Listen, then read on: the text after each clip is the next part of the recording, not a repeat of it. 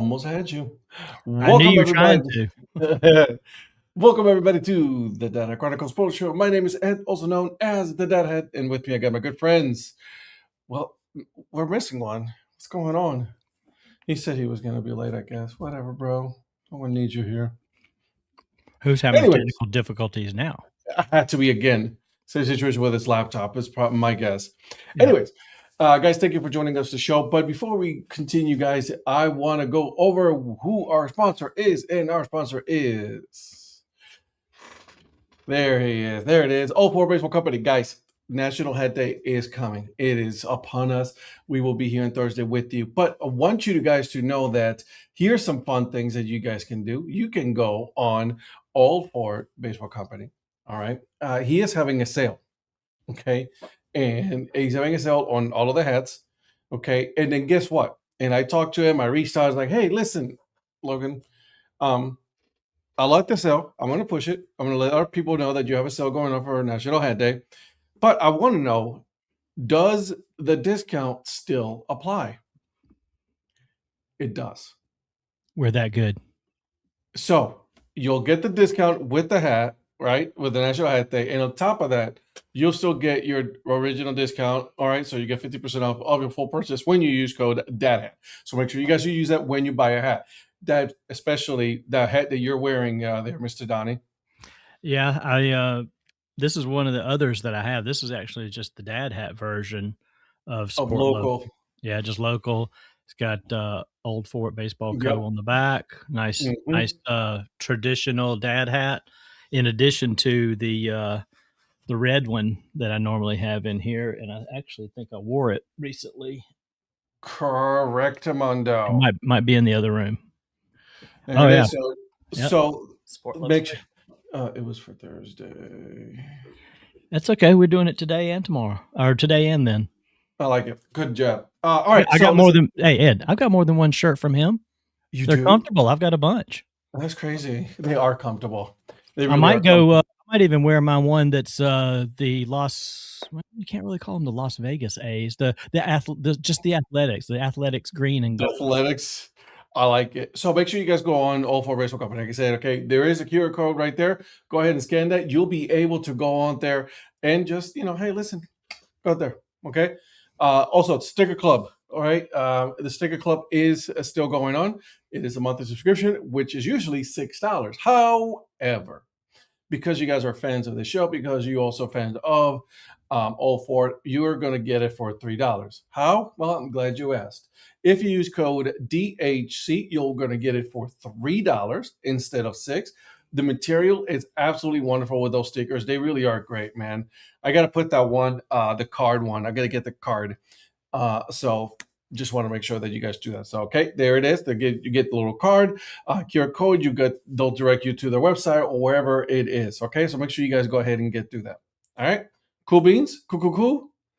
I think that's all the business. Yeah, I'm looking forward to seeing what he's got in January. He should be receiving that here in the next few days. I would hope. I think he put out a tweet of some of the things that he might be going with. I don't know if you saw that. Pretty cool stuff. So, all right, guys. So now that we got the business out of the way, let's go over our hats that we are wearing. Mr. Donnie, you already told us about yours, but go ahead and tell us about yours.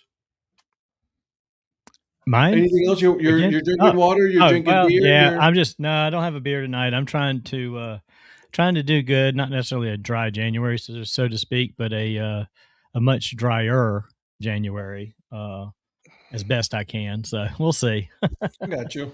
I've got my huge Clemson tumbler thing full of water, and finishing off a nice, refreshing Fresca. Okay, we're so Fresca. All right, boys and girls, Mr. Prospector. Now that you're eating, that I caught you eating, hold on. Go ahead, finish the food. Go ahead. Chew. All right, there it is. Chew. Happy National Sticker Day, Phil. That's pretty cool that it's Sticker Day. I didn't catch that one, and we just told y'all about getting stickers from Old Fort, so perfect. I got stickers all over the place. Yeah, I've got a whole stack of. Yeah, look at this. Just pick a sticker, any sticker. So here. Even a Dad Hat sticker. Man, I like it. It's ironic how you two are doing that, how the rich people live. That's how we do. But we don't have to be rich to get this many stickers. I mean, it's only $3 a month with the code. I'm giving you a discount, bro. Even poor people can stack up the stickers. Yeah, it is a good deal. Not only that, but the quality of the sticker is really what makes it, right? Because you can have like a sticker club, it can have a discount and all that, and the quality of the sticker can still be crappy, but it isn't. It's really good. I'll say that. So, all right, go ahead, buddy. Well, I hope everyone's doing well tonight. Big shout out to the chat. As Phil has already referenced, Phil, good to see you, my friend. Tonight, I am wearing the an alternate identity or a theme night from 2023. This was the Yooper night. For those that don't know what Yooper is, that's for the Upper Peninsula, and it's a really cool hat and fun to kind of wear this time of year. So it's got that cool TR on it for timber rattlers, obviously, and it looked like a good one to wear tonight. And I'm wearing my support local baseball shirt, which we're supporting him all week, just like he's got a sale going on now through the 18th. We're also celebrating him throughout that sale as well. So be sure to check out Old Fort. And tonight I am drinking some Milo sweet tea in my Yeti cup. So that's what I got tonight. Oh, Yeti cup. Who's rich now? Who's rich now? Yeah. Donnie acts like he doesn't have 37 of these. Oh, Rhonda has them, not me. Yeah, don't blame Mrs. Mayer. We have two of them. It was gifted to us, but they're coffee ones, and I'm like, I don't drink coffee. You know, like I don't need those. So they can be used for things other than coffee. But they keep that coffee hot. They do. They do keep that coffee hot. The Timber Rattlers are my top 5 footy ballparks for MILB. I like them. Eric, what you got for us, bud? Well, I'm glad Phil's here. I'm waiting for the others to show up, the ones that run their mouth a lot. I had to show up here after first weekend of NFL playoffs, and where are our listeners here? The Saturday or Sunday night game, the Monday night game, where are our guys? Why aren't they here? It's a double pain on that one. It's double the pain on that one. Can't hide now. I had to show up, so you guys have to show up as well. Today was not a good day for any Steelers fan. Well, and Rod's done shown up to give me some crap, so he's talking about his ring. He is. Man, what up, Rod? What up, Rod? How you doing, buddy? All right, Rod, if you came to give Mr. Mayor a hard time, you were in good company, my friend. Oh. He hears "Go Rams," and then look, I'm here. Go Rams! Boom. Sorry, I was late. I was celebrating only having my team be in the playoffs right now. Oh, nice of you to join us here. Oh. Go ahead, give it. Tell us your hat. So I have the Glacier Range Riders out of the Pioneer League. Has the state of Montana flag on the side, and I don't think it has a Pioneer League on the back. No, it has USA flag, but has the state of Montana. The flag. So, you know how weird it is to see you without a hat? What'd you say? You know how weird it is to see you without a hat? Me? Yeah, you look totally different. Like, you do. Well, Patrick does too. Because I have hair? Because you have hair, yes. I can't wear hats to work, so... Yeah. If I'm ever on, like, polo during work, I won't have one on. But anyway, so I need to get up there. I need to see the Pioneer League. Really good league with some really good teams. Cool logos. I really like this goat with the Mountie hat on, so... definitely need to get up there at some point, but yep, got Glacier Range Riders today. I like it. Virgil, did they ask for your permission to use your logo? No, they did not. Okay, just thought I would ask. Why do you do that? Because he's Virgil the goat. What? No, not you. Why does Virgil do that? Why do you play along with that? Because if I don't, it just kind of builds up, and he's going to double down, and then he's going to triple down, and then it's going to keep on going. And so eventually, you just got to let him have a moment. I guess. Let's go with that. Tell us about your hat, my friend. He's the GOAT. Tonight's hat is the Burlington sock puppets, the stirrup one. I got this one when I was there a few years ago. Great people, like very nice people over there. One of the few places where I actually got a free beer, so can't complain there. I'm also wearing my support local baseball shirt. I did get the memo, although I was late. It was for Thursday. Oh, it was? Yes. I'll wear it again then too. So I'm not No, And I got Eric, one of you're the- good. I'm good. Okay. You're good, Eric. Yeah, I got water to drink. Tuesday, Thursday, they start with T. Both start with T, ends with Y. Anybody? You know what, though? Honestly, that's fine. I don't really care. Listen, we're supporting good stuff, okay? That's what we're doing. How I thought dare you'd said we were doing it for Tuesday, to be honest, but I'm sorry. I might have. National Hat Day. It's National Hat Day, though. yeah, I understand. Where I'll be All wearing nothing but a hat. Don't do that. Don't do that. He did say Tuesday for the record. Okay, fine. I said Tuesday. Wear it Thursday. Anyways, are you done with your hat? Oh, yes. Okay. I am wearing the Missoula paddle hats, their peace sign hat. That's a nice one. I've got that one. I got this one, and I love this one. I usually I don't wear it a lot because it is white. You know what I mean? But you guys know on a 47, you know how I love the little tags in the back. So that's pretty cool tag right there with their other logo. Yep. And to answer your and I'm only drinking water tonight. I'm drinking my jugga. Well, to answer your question, Rod, hey Dad Hat, do you like a New Era Dad Hats or 47? I like them both. Originally, I only liked the 47 because the material that the New Era 920s used to have was the same material as a 5950. So they were rough. But now they're much better material. The brim is a little bit more blend. You can bend it a little bit more so you can wear the glasses. I like them both. But if I had to rank them, 47 first, and then New Era and then 20. Also, there's the legacy ones. Those are good too. The relaxed ones, those are really nice. So, all right. I am not going to start with what I had to do because the producer is here. So I want to go over the scores of what we had this weekend because I'm sure they were all really, really good. Well, before we do that, though, And there it is. We got to go over picks. What do you mean there it is? I'm just relax. I'm sorry. God, don't yell at me.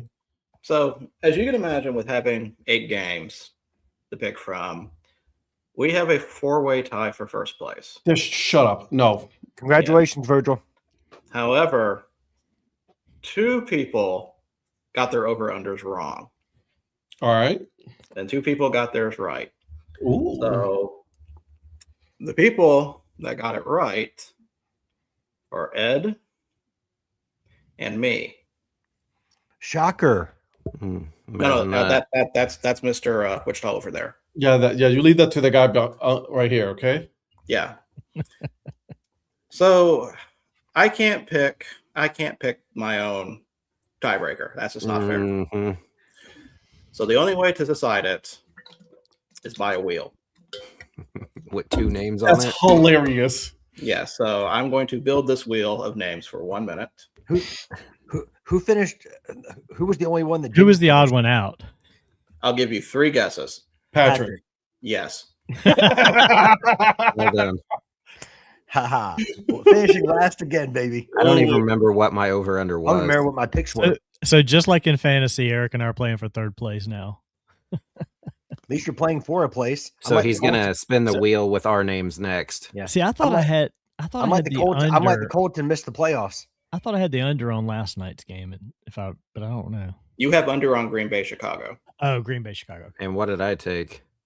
You had over on Buffalo, Jacksonville, which really sucked for you because it was 51 points and it was 51 and a half. Of course. Get Of the course. hell out of here. That's guess what? that's what happens with actual gambling when I do that in sports gambling. every You time. miss it by half a point. Every time. And guess who had the under on that game? Ed. Oh, which game was it again? Buffalo, Jacksonville. That's right, because Eric took the over, and you said, I "I'll take should the have under." on taken that. As the- soon as it under, Eric goes like, "I'll take the over." I should have taken the over Green Bay, Chicago. Man, I knew I shouldn't have picked those Florida Fighting Donnies. Those were this weekend picks, man. I honestly, I felt confident. Then all of a sudden, I'm watching these games. I'm like, I don't know about this. My picks were terrible. We know you're last. Thanks for clearing that up. So we have Dad Hat and producer. So no How is it complaining. fair? How is it fair if you're the one spinning? Get out of here. Patrick, I swear to God. Oh my god, that's good. He's got his. He's like Vegas. He's got his computer rigged. He's like, I will murder That's you. right. That's right. Hey, listen, those spreadsheets don't create themselves. Let's It's just a wait. six. It's at Let's least see. a 60-40% chance that it's going to land on producer. Yeah, this is not 50-50. This is 50.1 to 49.9. This I don't even know why I'm entertaining this. All right. right. See, you're the one who Don't- won this, like, because remember, you said it. I know. Because if you don't do it,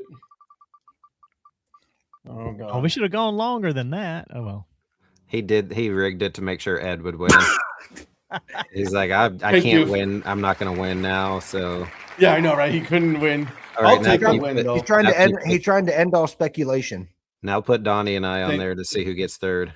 Okay. Can you put just me on there to see who finishes last? I will do that for you. That'd be funny, and it doesn't land on him. Oh yeah. Leave I can't a even win. sliver. I can't Leave a even. I can't sliver. even win that. It refuses to turn. I can't even win that. Virgil even wins that. Okay. He should make it a 10% chance that it doesn't land on Patrick and just see. Actually, no, I'm sorry. That's not the right That's name. what. That's what would happen. All right. Mr. Assignment. All right, here we go. See, it would have landed on me if you had my right name. That's not the correct name. So, Okay, well, let's see if that actually happens then. We will put the correct name and see what happens. Always helping out the rich. that's right. You know, it's funny if he doesn't land on. He wins again. Nope, that's me. See, told you. See, Okay, now you so- gotta now you have to Now spin third it. That's time. just- Now, that's now, class we'll, three. now, we'll do a rubber mat. Yeah. Okay, what a different game. What? Now we got to play a different game. Put Mayor Different guy. Moneybags. Hey Rod, I just got this on my mystery box this week. So there's that one. I just got my LA 47 for the 47 mystery That hurts. that you can order. So there it is. Okay, Okay. you guys. Okay, so Donnie, Eric, you guys want to do a different game? No. Just Neither of you guys we're are good. here on Monday. Well, we know that he's gonna spin it again. Is gonna land on yours. No, It's not since, you're gonna not, keep staying on the same one. since you were not here on Monday, we had fun going over quarterbacks from the NFL draft for the past few years. I'm going to give you a year. I'm going to give you. Ooh, this is exciting. I'm going to give you the year. Is this what I think it is? Yes. I'm gonna give you Yes. the year. I'm going to give you the round. I'm going to give you the team that they drafted and the college. And I want you to text me the answer. Congratulations, Donnie. Good job taking third. All right. Anyway, so about the scores this weekend. God, you guys are no fun. Dude, we played this game. We Can thought I- that you were actually going to love this game. Were you Yeah. saying to Eric because he wasn't there, or were you saying that to both of us? Both of you. Both of you, Okay, yeah. Because my entire drive home last night, I listened to the entire show. So Yeah. full Pete, transparency, I couldn't, in good conscience, let you see, throw I that knew out was there. Gonna happen. I was like, you could watch it, so he I still probably don't know has if an I- idea of how it's going. I still don't know if I'd get it right, but Wait, I hold did on, listen- because I did listen to the entire show, and I was trying to guess them along with you guys. but on the Virgil is not going to pick the same years that we picked. No. Oh, okay. Yeah. Because obviously, there's plenty of years. But Donnie, and I the got to draft. give you props. Esteemed Councilman of Irmo, South Carolina, Mike Ward would be proud of your ethics. I was going to wait till after. If he was going to do that, I was going to wait till afterwards to tell Eric that. No, I'm just kidding. I couldn't do that up front to Eric or any of you guys. You know how much he would have lost his shit. You know that, right? All right, No, just I for knew fun. that he probably watched it, so he knew what was going on. But that's fine. Ask whatever. Go ahead and ask us one then, because I like what you guys did last night on Break Even Sports, and let's see if either of us can figure it out. Can we get rid of the wheel though, so I can actually see you? No, Ed was killing it last night with those picks. The hell he was. Mm-hmm. Well, you with the Spurgeon, that was deep cut right there, dude. That was a good one. That's called accidentally watching NFL films about Tom Brady, and they start bringing up all the people that were picked before him. That's not really like my own knowledge. That's from watching just random documentaries. Oh, and I may have showed you guys this before. I don't know, but right here, this golf flag right here behind me from the Ocean Course at Kiowa. Y'all were talking last night about the class of '83. I have the 3 Hall of Famers from that class of '83 autographed on that flag. That's cool. Yeah. Okay. Dan Marino, John Elway, and Jim Kelly. So, are you guys ready? Yep. We can't do 1983 now. We're not doing 1983 because Donnie was the only one alive during that, I think. No, I was alive. Shut up. Oh, okay. I wasn't. 2003. Round 6, 28th pick. Drafted by the Patriots, went to Texas Tech. All right, so he went to Texas Tech. He was picked by the Patriots in the 6th round? Yes. Oh, pick number 28 in the 6th round. Okay. Damn, I think I know who this is, but I can't. I'm trying to bring his name to my. Whoever says this first, blur it out. He says text him. Blurt it out because you guys are taking too long. Well, if we text him, we'd have time to look it up. No, I think it's is it what is his name? Is it Matt? He didn't go there. You're probably thinking Castle. Yeah, that's what I was thinking. He didn't go there. He went to USC. So Donnie has used up his pick. Eric? That's why I wasn't sure if that was the only one I can think of from Texas Tech. But I don't think he went to New England, and this was way too early before him. The only one I can think of is Graham Harrell. The correct answer is whoa. Oh, sorry. You already used your pick. Oh, no, I know, but I was going to tell you, Mike Gorell texted me a name, and I was going to see if that was it before you gave the answer. But you go ahead. What name did he say? I don't know if he's trying to help me or what, but I just saw it pop up. Drew Henson? Nope. Yeah, I didn't think that was right when it came. Drew Henson went to Michigan. Cliff Kingsbury. Cliff Kingsbury? Oh, wow. Played there and coached there? Yeah. Eric, you and I had the same guess. I thought it was Graham Harrell, too.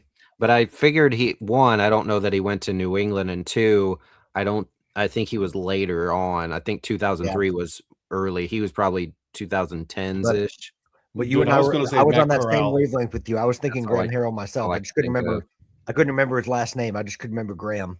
Okay. Well, now that you say it, I knew Cliff Kingsbury played in New England with Tom Brady because I've heard him talk about that, but I would have never guessed his name. That. Yeah, see, I didn't know that at all. I thought it was Matt Corral. No, he didn't go to Texas Tech. Castle or Corral? Castle. Corral. No. Corral went to Ole Miss. Ole Miss. Mm-hmm. And he was way after 2003. Yeah, he was much more recent. Okay, we'll go something a little bit. He's in the UFL now. Along with DTR. 1995. I thought you said we're going more recent. No, I said easier. Oh, okay. I missed it. Eric is like, what year are you doing? 1995. Nice. Oh, a young 8-year-old Eric would have been all into the draft. Put some respect on it. 10. Patrick and I were 10 in 80 or 95. Okay, fine. Later half of the year. I'll pick another one. No, it's fine. 1995, 2nd round pick, drafted by the Steelers from Colorado. Oh, come on. Cordell Stewart. Yeah. Very good. Everybody knows that one. Well, apparently Donnie did not. No, I did. He beat me to it because it took me a second to get. I had to pick one that I knew you guys were going to get quick and see who was going to be the fastest. The Buffaloes, yeah. Donnie was going to say Charlie Batch.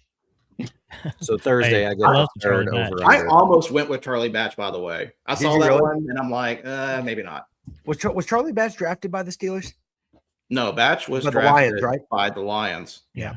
Man, this was such a fun game though. Playing this game on Monday night about like different years. I could see it's pretty hard though on some, depending on what level you go. Oh yeah, I was like, dude. Patrick was like, "Oh yeah, it's this guy." I'm like, I'm out." No, I was not.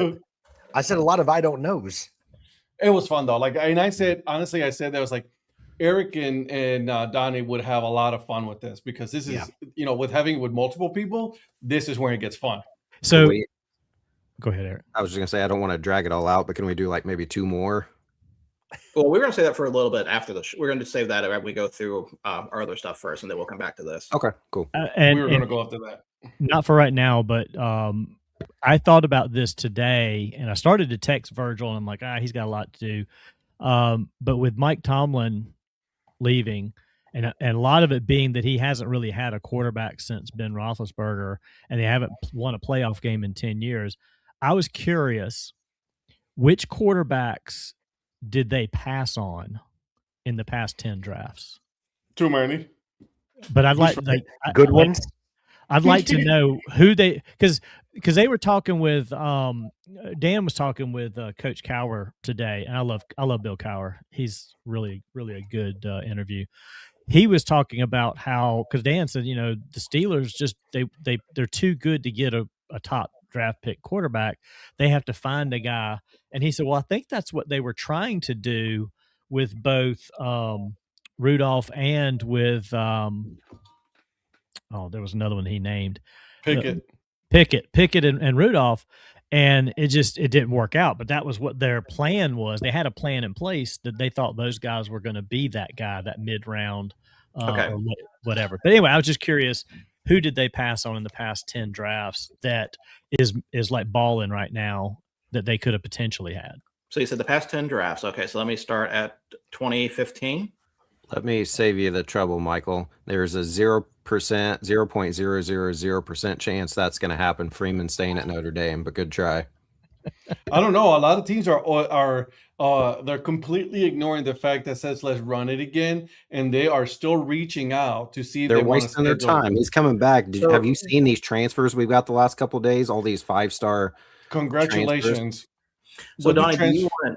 I saw the picture of Signetti in Steelers gear. Oh yeah, if you're talking Rich Bisaccia, have him. You're more than welcome to have him as your head coach. I don't care. Bring McManus with him. Arthur Smith. So Donnie, do you want the draft where they drafted quarterbacks, or just in general? Just in general. I was just curious in general, like if they didn't draft a quarterback one year, that they passed on somebody that they probably should have. Okay, so starting 2015. And I'm not going to go over colleges and all that. Jameis Winston, Marcus Mariota were top 2 picks on that. So, and I know in some of these years they still had Roethlisberger, so yeah, that was a determining factor as well as to bring in somebody else in. But I'm just curious. You'll actually be good if you brought in Malik Willis, but Matt LaFleur is getting an extension, so nice try though. 2016 there were Jared Goff and Carson Wentz. Jacoby Brissett was there too. I mean, really nothing. Dak Prescott in the 4th round. So Goff, they could have had him. It's still they skipped the multiple rounds, and they could have had him. I mean, Goff and Wentz, they kind of fit that mold to be kind of like a Roethlisberger if they'd have kind of went with one of them, a younger version. But anyway, go ahead. The Steelers drafted Joshua Dobbs in 2017 in the 4th round. Oh God, I remember that. Players that they did not draft that were on the board see, now this is where I have to look at are we assuming like if they trade up or where their spot was, because that's where their spot was. I don't want to get into that. I don't want to get too deep in the weeds with this. I was just curious on the surface. Because Patrick Mahomes was number 10, Deshaun Watson was 12. So I mean, like they're probably going to be gone before then. Mason Rudolph was drafted the next year at the 3rd round. Lamar Jackson by the Ravens was 32nd pick, so they could have gone that. All the other ones were top 10 picks, so probably nothing there. There was Josh Rosen was the last of Bum. the Oh my god, top 10 picks, right? that's brutal. Followed by Lamar Jackson at 32nd, and then Mason Rudolph at third round. So They could have had Lamar Jackson. Imagine Lamar Jackson in the Steelers. Yeah. Woo! 2019, nobody really, because Daniel Jones was 6th round, so he would have been our 6th pick. He would have been gone. He would have been gone. Dwayne Haskins would have been gone. Drew Lock is 2nd round, so he possibly could have been the first one. So probably not going to work. Garner Minshew was 6th round. He's still playing, but still. 2020 is the interesting one to me because looking in the 1st round and the 26th pick, Jordan Love. 2nd round, 21st pick, Jalen Hurts. Interesting. 2021, Mac Jones at 15, maybe. Mac Jones could have been a good fit there. But I don't know if he would have been available at that time. Right. I would have to know what the Steelers draft picks were at the time, and I don't have that information in front of me. Yeah, that's too much. That's too much. 2022, Kenny Pickett was their first quarterback drafted for the Steelers. They passed on that one. Malik Willis was there. Bailey Zappi was there just for Patrick. Brock Purdy, that was the year he was Mr. Irrelevant. Mm-hmm. 2023.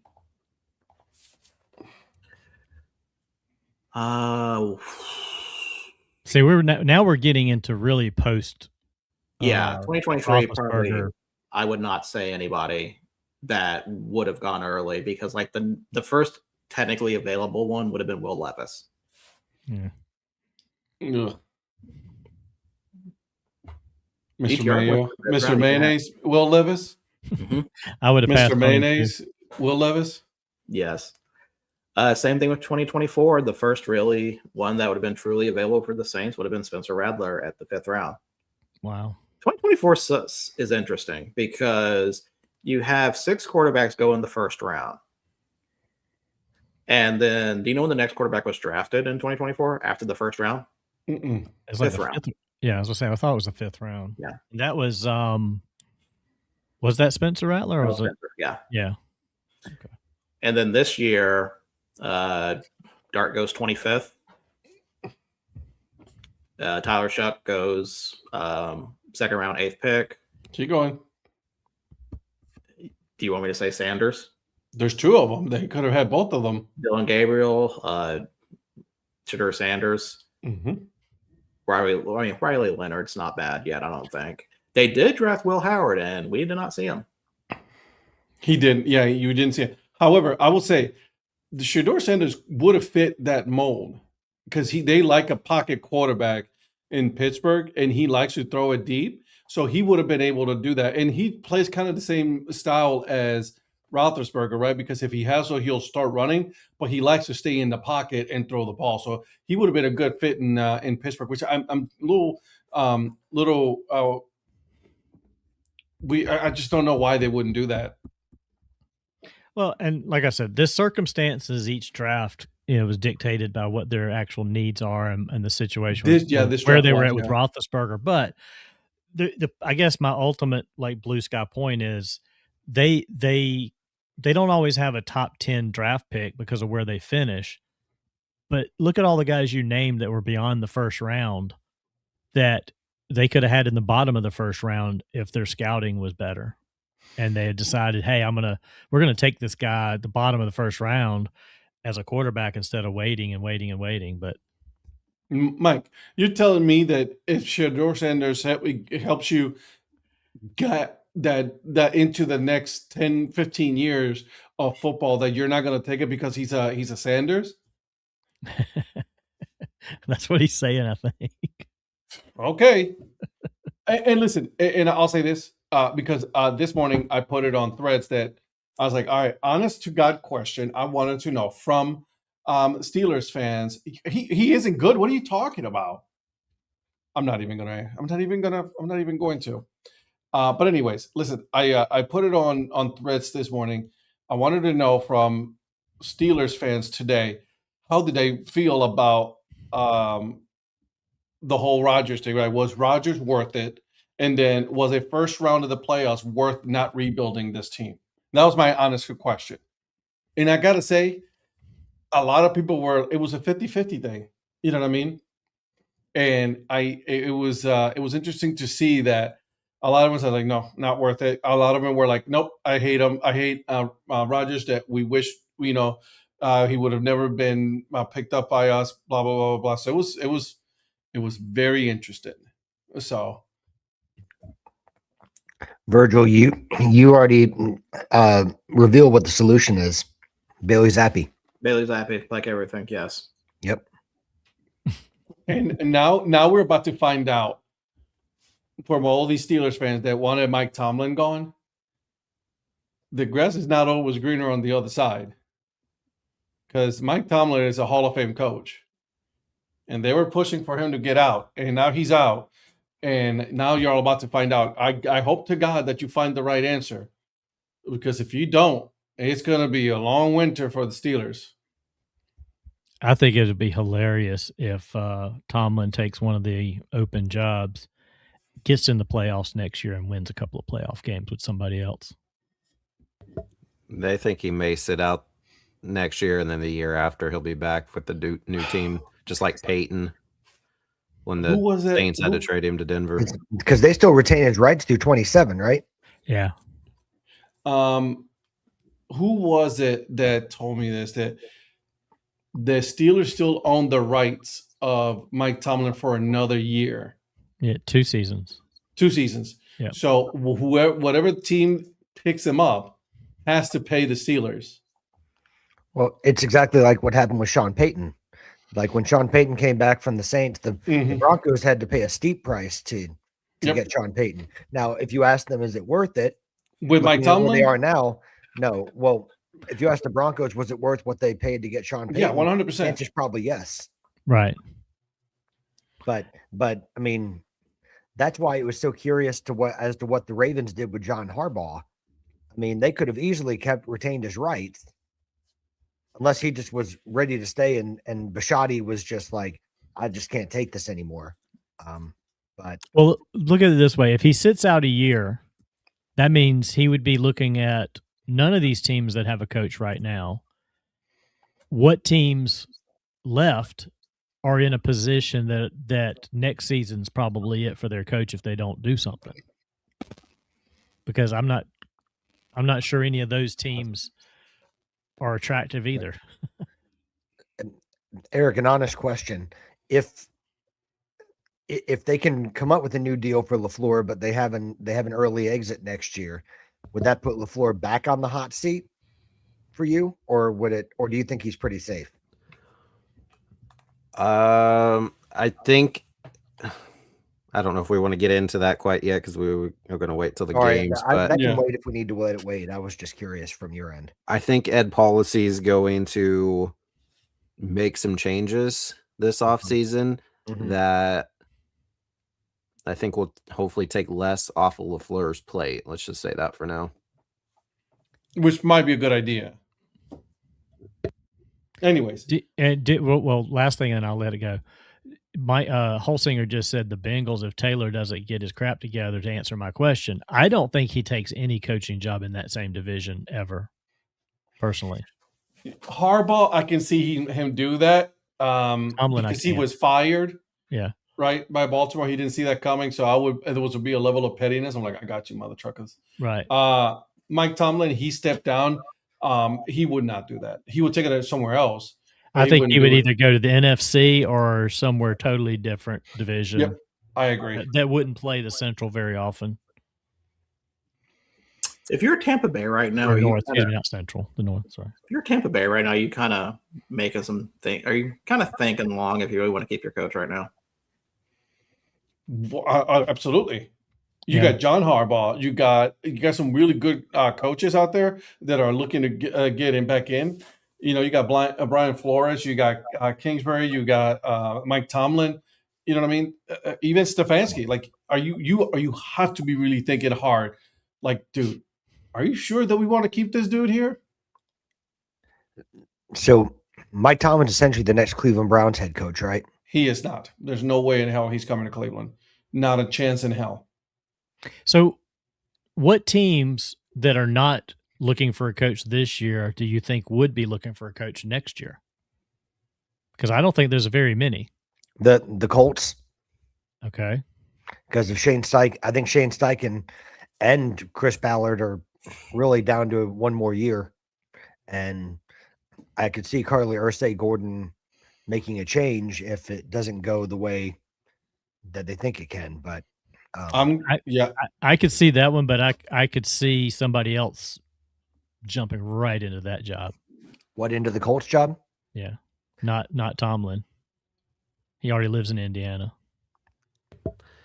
So this guy just throw out Tyler Boyd as a must attractive piece to the Bengals. Tyler Boyd? Who are we talking about here? It's not Cincinnati. Let's take the AFC North completely out. Right. Mike Tomlin not coming to the AFC North. You know what's another team that I would put? I would throw in the Tampa Bay Buccaneers. Yeah.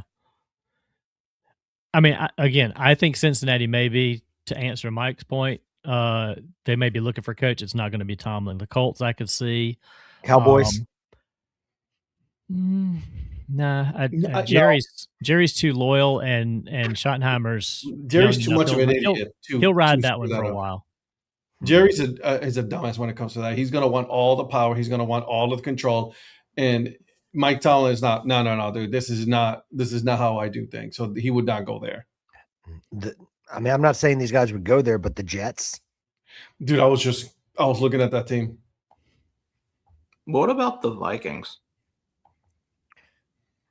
I think he's safe there, honestly. Do you think Mike, if he has Mike, I don't see the Chiefs unless Andy Reid decides that he wants to go. Mm-hmm. I think Andy Reid's very much in the same situation that I would think that Mike Tomlin is, but that's just me. Eric would be better positioned to answer that question, but I don't know. And see, I could see Cignetti taking the Colts job if it becomes available. Because I think he's from the Indiana. I was talking to Mike Grell about that earlier today, and because he thought about him for Pittsburgh, and I was like, I don't know if he's going to leave Indiana for Pittsburgh, but he might leave Indiana University for the Colts. We might get half a smile. So Andy Reid is 17 years younger than you, is what you're saying, Michael? Cool. Wow, you really are going for the. He comes at me all the time. I can't take one shot at him. How do we feel about Commanders? Ooh. I know they've had a lot of injuries this year, but still, they kind of. That's a good one. Yeah, I mean, Dan Quinn's got it. He's got to turn it back around next year, or he definitely will be on the hot seat. You think they want to get rid of the Blizzard? I could see the Saints possibly as well, looking again. Really? Maybe. I think the Saints are. I think the Saints. I think he's okay. Okay. I think he's okay right now. I mean, we'll see how he goes next season. But I mean, he's only in his first season. Number one, number two, he from the beginning of the season to the end, that was a different Saints team. But if they don't have a good season next year, and you got Mike Tomlin sitting there waiting to be hired, that's a different story. Can I give you a real wild card? Let me know what you guys think. Okay. Buffalo. Ooh, that's a good call. Mm-hmm. Because McDermott's been on the hot seat for a few years. Yeah, he hasn't won anything. I mean, honestly, this year's a road playoff game. Yes, he won a road playoff, but this is his best year to really say, dude, you better make it to the Super Bowl this year. But Jacksonville was tough, and then Denver's gonna be tough, and then possibly New England. So Denver will not be tough. I will talk on Thursday, but I sure hope that they run all over Denver. So do I. But yeah, that could be.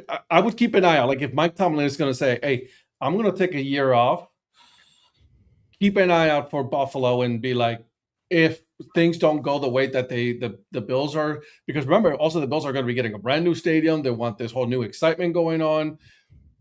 he would be a good one.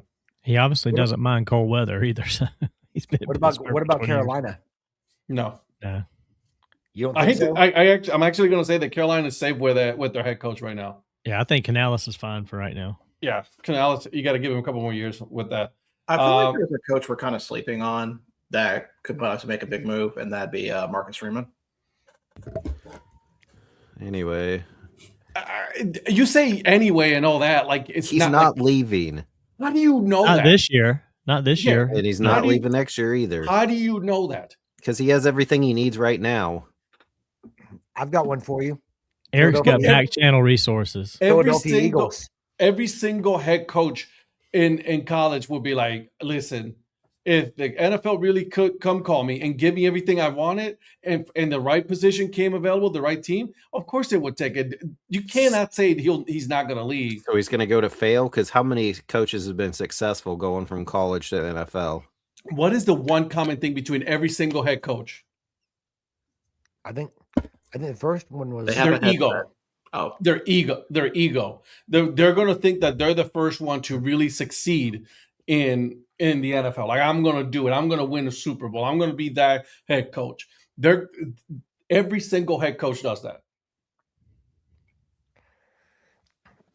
And I would say Jim Harbaugh is a good example of someone. I mean, really, and I'm talking specifically when he went from Stanford to San Francisco. Yeah. I was going to say, because when he went from Michigan to San Diego, LA, he sucked. No, I was talking about his first time doing it. Right. How come, I know he was on here real briefly. I don't know if he's still on here. How come Zach hasn't said anything about his team Sunday night? Yeah. Phil's made a great point. Jimmy Johnson is a great call. Yeah. So now we're talking the 1920s. But Jimmy Johnson would have kept going if it wasn't for, guess who? Yeah. Barry Switzer. But I like Patrick's take. The Philadelphia Eagles could probably make a change after next season. I think. Yeah. Sirianni. They should make a change right now. They should. And when I say that, I'm not saying Tomlin, because you're going to have someone that's willing to work with Howie Roseman, because Howie Roseman ain't going anywhere. Yeah. I mean, Howie Roseman's got a job, I think, for life at this point, but I do think that would be an attractive job for a coach, because there are pieces there. You know who we found out who's just as big of an idiot as Nick Sirianni that we found come this past weekend? That idiot up in Chicago, Ben Johnson. Good night. I thought I couldn't stand Sirianni. Ben Johnson's just about as bad. Like, dude, shut your mouth and just be glad that we handed you the game and move on. Virgil, take care of those Bears for me Sunday, please. Thank you. Well, I feel better about that game than I did the Panthers game. So really? Yes, because and this is the perfect segue to go into that. The Panthers had nothing to lose, man. Super quick. Can I ask an unrelated question? We were talking about Washington, but not head coach wise.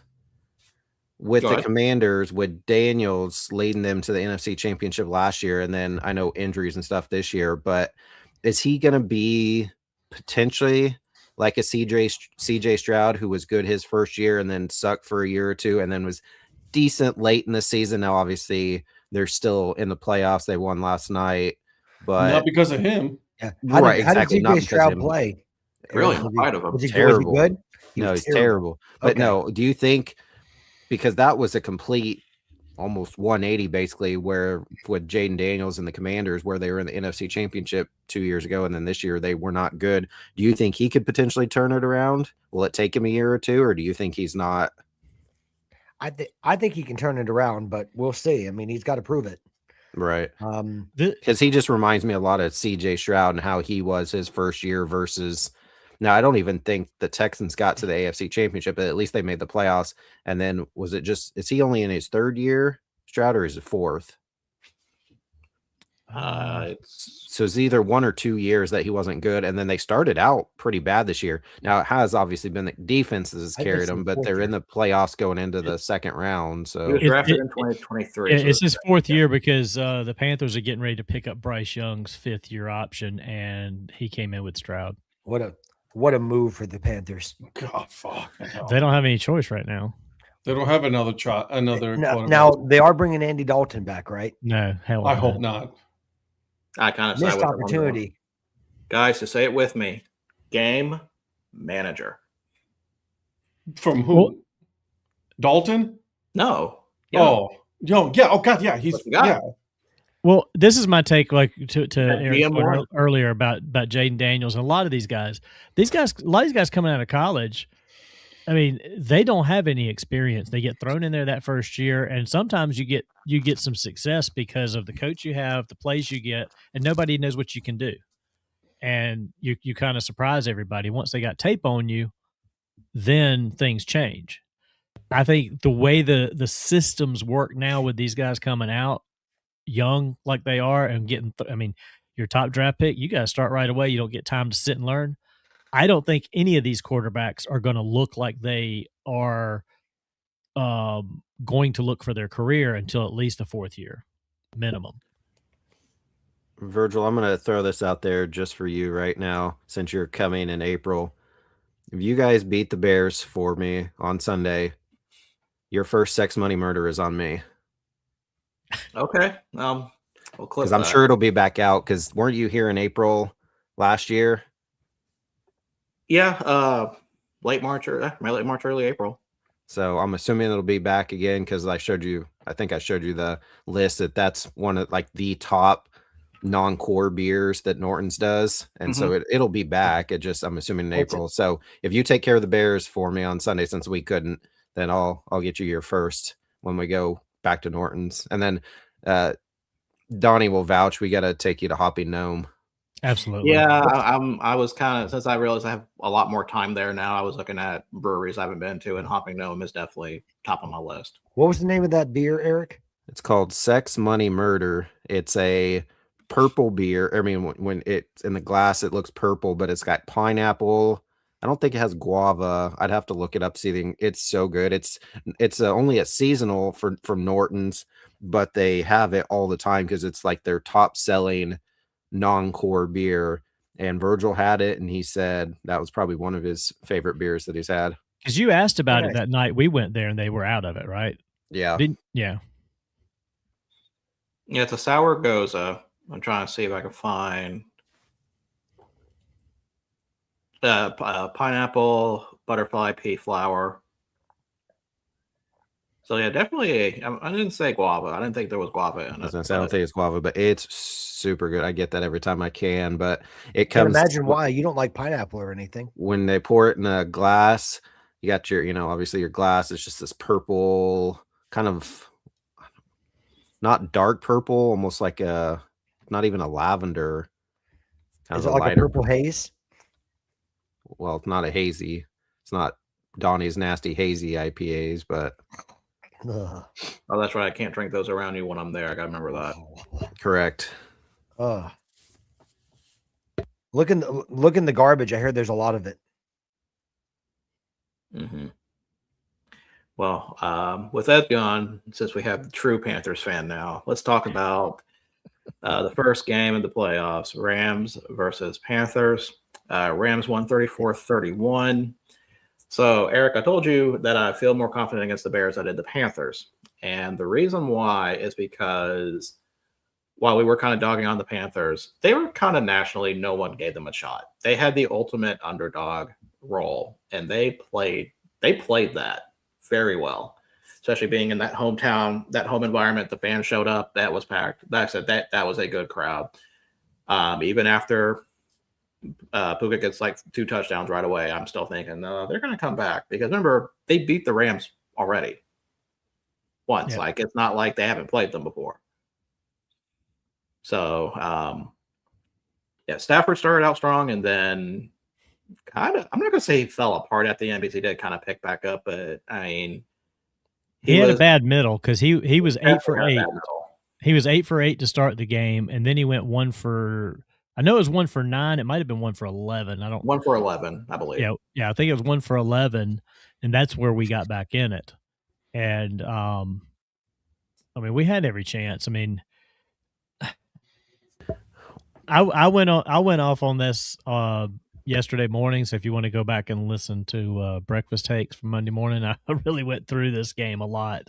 I remember telling Ed, you were so mad. You were talking about the Charlotte Hornets for the first 30 mintes of the show. Exactly. I showed up in my so angry. Here. I was just like, I'm done with this season. I don't want to talk about the Panthers anymore. It's like they totally. That was my take. It was a coaching loss.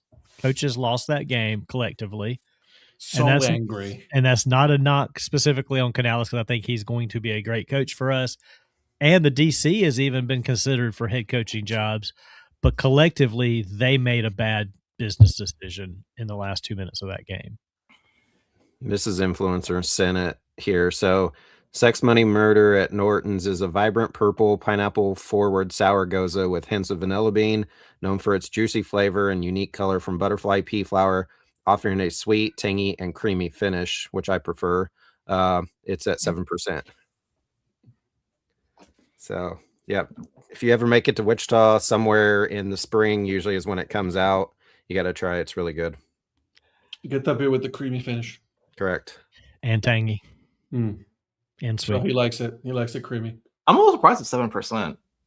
No, I mean, I just drink right through them. And maybe if I had like 7 of them, I'd start to feel it. But yeah, it didn't seem like it's that high, but it's one of my all-time favorites. And they don't can their stuff, but you can get a crowler of it. So if you drive, you might see if they do end up having it, getting like a crowler and take it back. Yeah, I'll that's not a bad idea. I do have one somewhere. I mean, they have, you don't have to do the big growler, but a crowler, well, they'll just put it in a can for you. You said growler. Okay. Sorry, not growler, crowler. Crowler, yeah. They'll have a big, like 20 some ounce crowler that they'll fill it for you. So I've done that before with Sex Money Murder. Yeah, but that mug is nice. That beer mug is super nice. All right. What's next? What game? Or are we done talking about Rams, Panthers? Yeah. I mean, yeah. There's not a whole lot more to say. That bad decision on the Panthers. And I will say this too: the other thing that they got away from the last half of the season was running the ball with Dowdle, and that's one that the team's going to regret, because he's out. He's like, peace out, I'm done. Y'all made your choice with Chuba Hubbard, and not that Chuba Hubbard's not a good running back, but Dowdle, when Hubbard was out injured, he earned the right to be the number one back for the whole season, in my opinion. And they should have rode that hot hand every game, and then they came back, started splitting time, and then neither one of them did worth a shit. So yeah.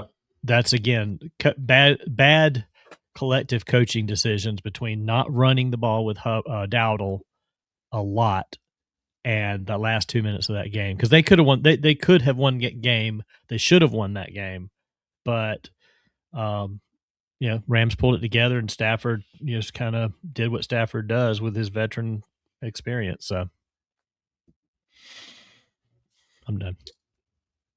And good luck to your Rams. But like I said, was never worried at all. No, not at all. Not even at the slightest. Hashtag automatic over here. Yeah, exactly. Definitely wasn't sweating it out and planning what I was going to do on Tuesday if they were going to lose. Nope. Yeah, you didn't have. Yeah, you didn't have.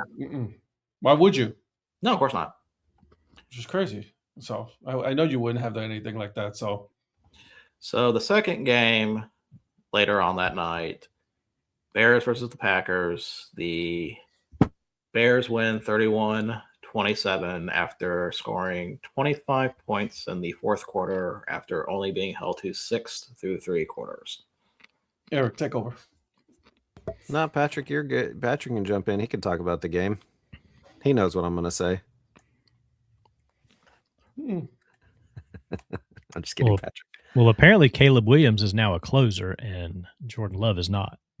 That's not the case, no. Had nothing to do with Jordan Love. Jordan Love was not the issue whatsoever in that game. He threw for like 323 and 4 touchdowns. Should have been 5. Had a massive drop with 50 seconds left. Jaden Reed was open on the sideline, and Love hit him in his hands, and he dropped it.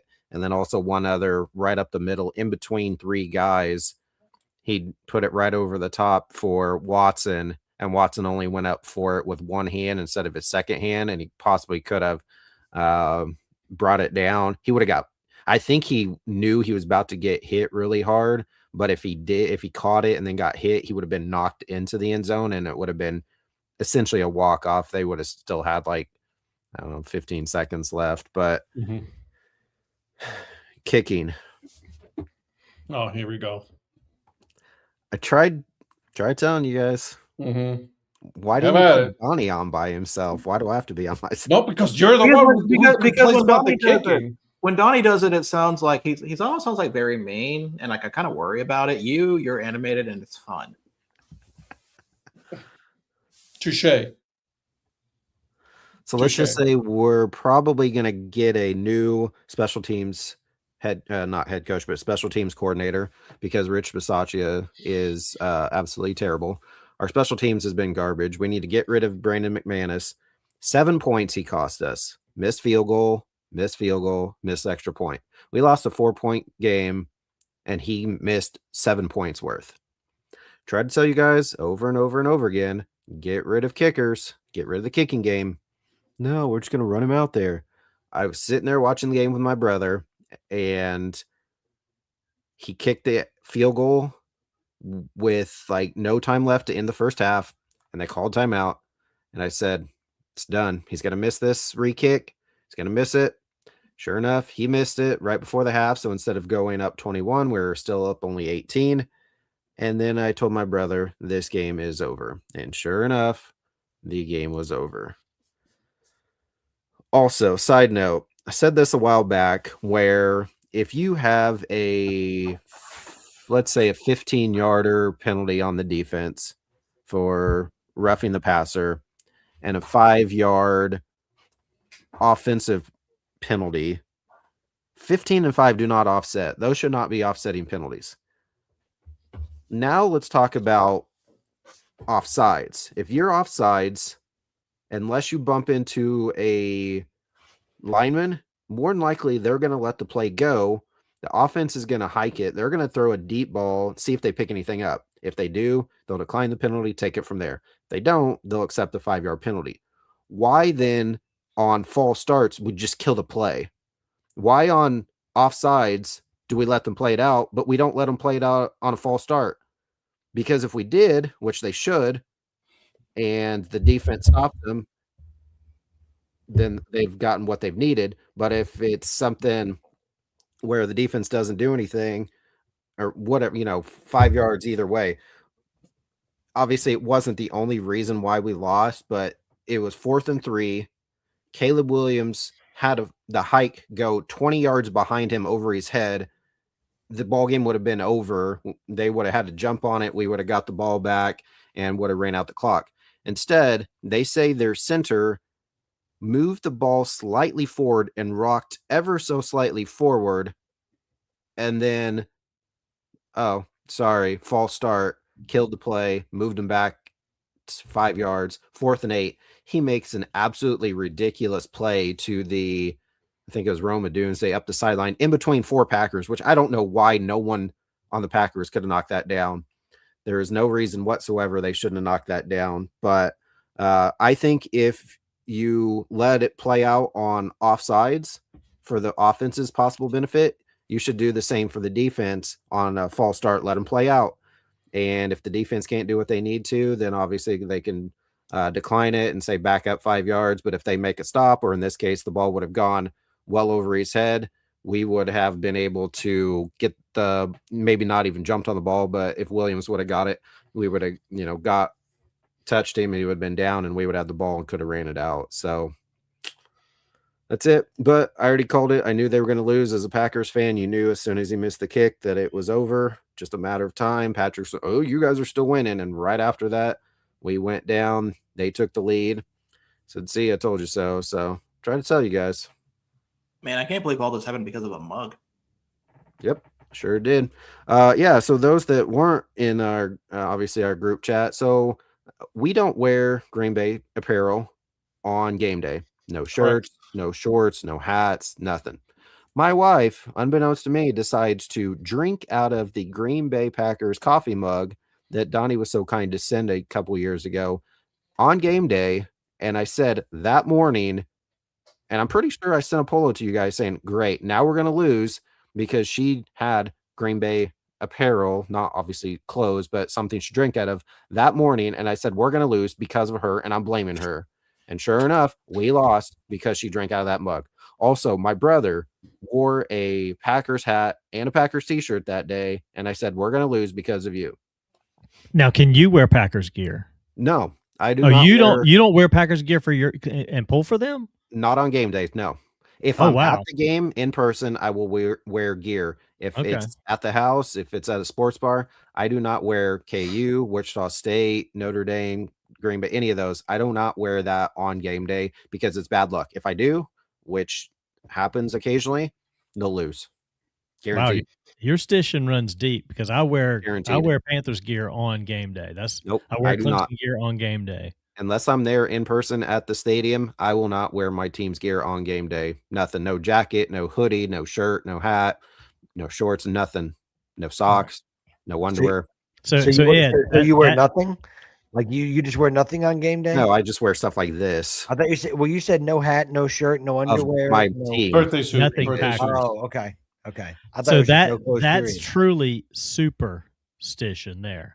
Not just a little stition. That's a lot of stition. Yeah, that's just a whole lot of stitches right there. I like how we're on both sides of the spectrum here, with Eric wearing absolutely nothing of his team during game day, and Donnie painting himself to be a tiger during game day. Should I do that? Should I do have somebody paint a block of cheese on my face? Anytime the Panthers are playing every Sunday, if they're playing a Sunday game, I get up, I'm wearing something Panthers. I got my Panthers, all my Panthers gear on. If they're not if they play on Thursday night, then I don't wear any Panthers gear over the weekend. I'll wear it on Thursday. I used Bye to. Week I don't. I used to. It's bad luck for me, so I never wear my stuff. And when she drank out of that mug, I told you guys that morning, it's over. But they don't go undefeated every year, so it kind of defeats the purpose. So here's the thing. Hold on a second, because I have an issue with this. Like, you don't wear any of you. Like, when do you wear your gear then? And besides going to the game, non-game day. Okay. So it could be Monday through Saturday, just not on Sunday. So dudes walking around on Tuesday wearing Packers gear, but on Sunday it's like, oh, he's can't have none of that. Correct. See, I do have to thank Eric for that story, since I did make that Carolina Panthers mug, and I think that worked, didn't it?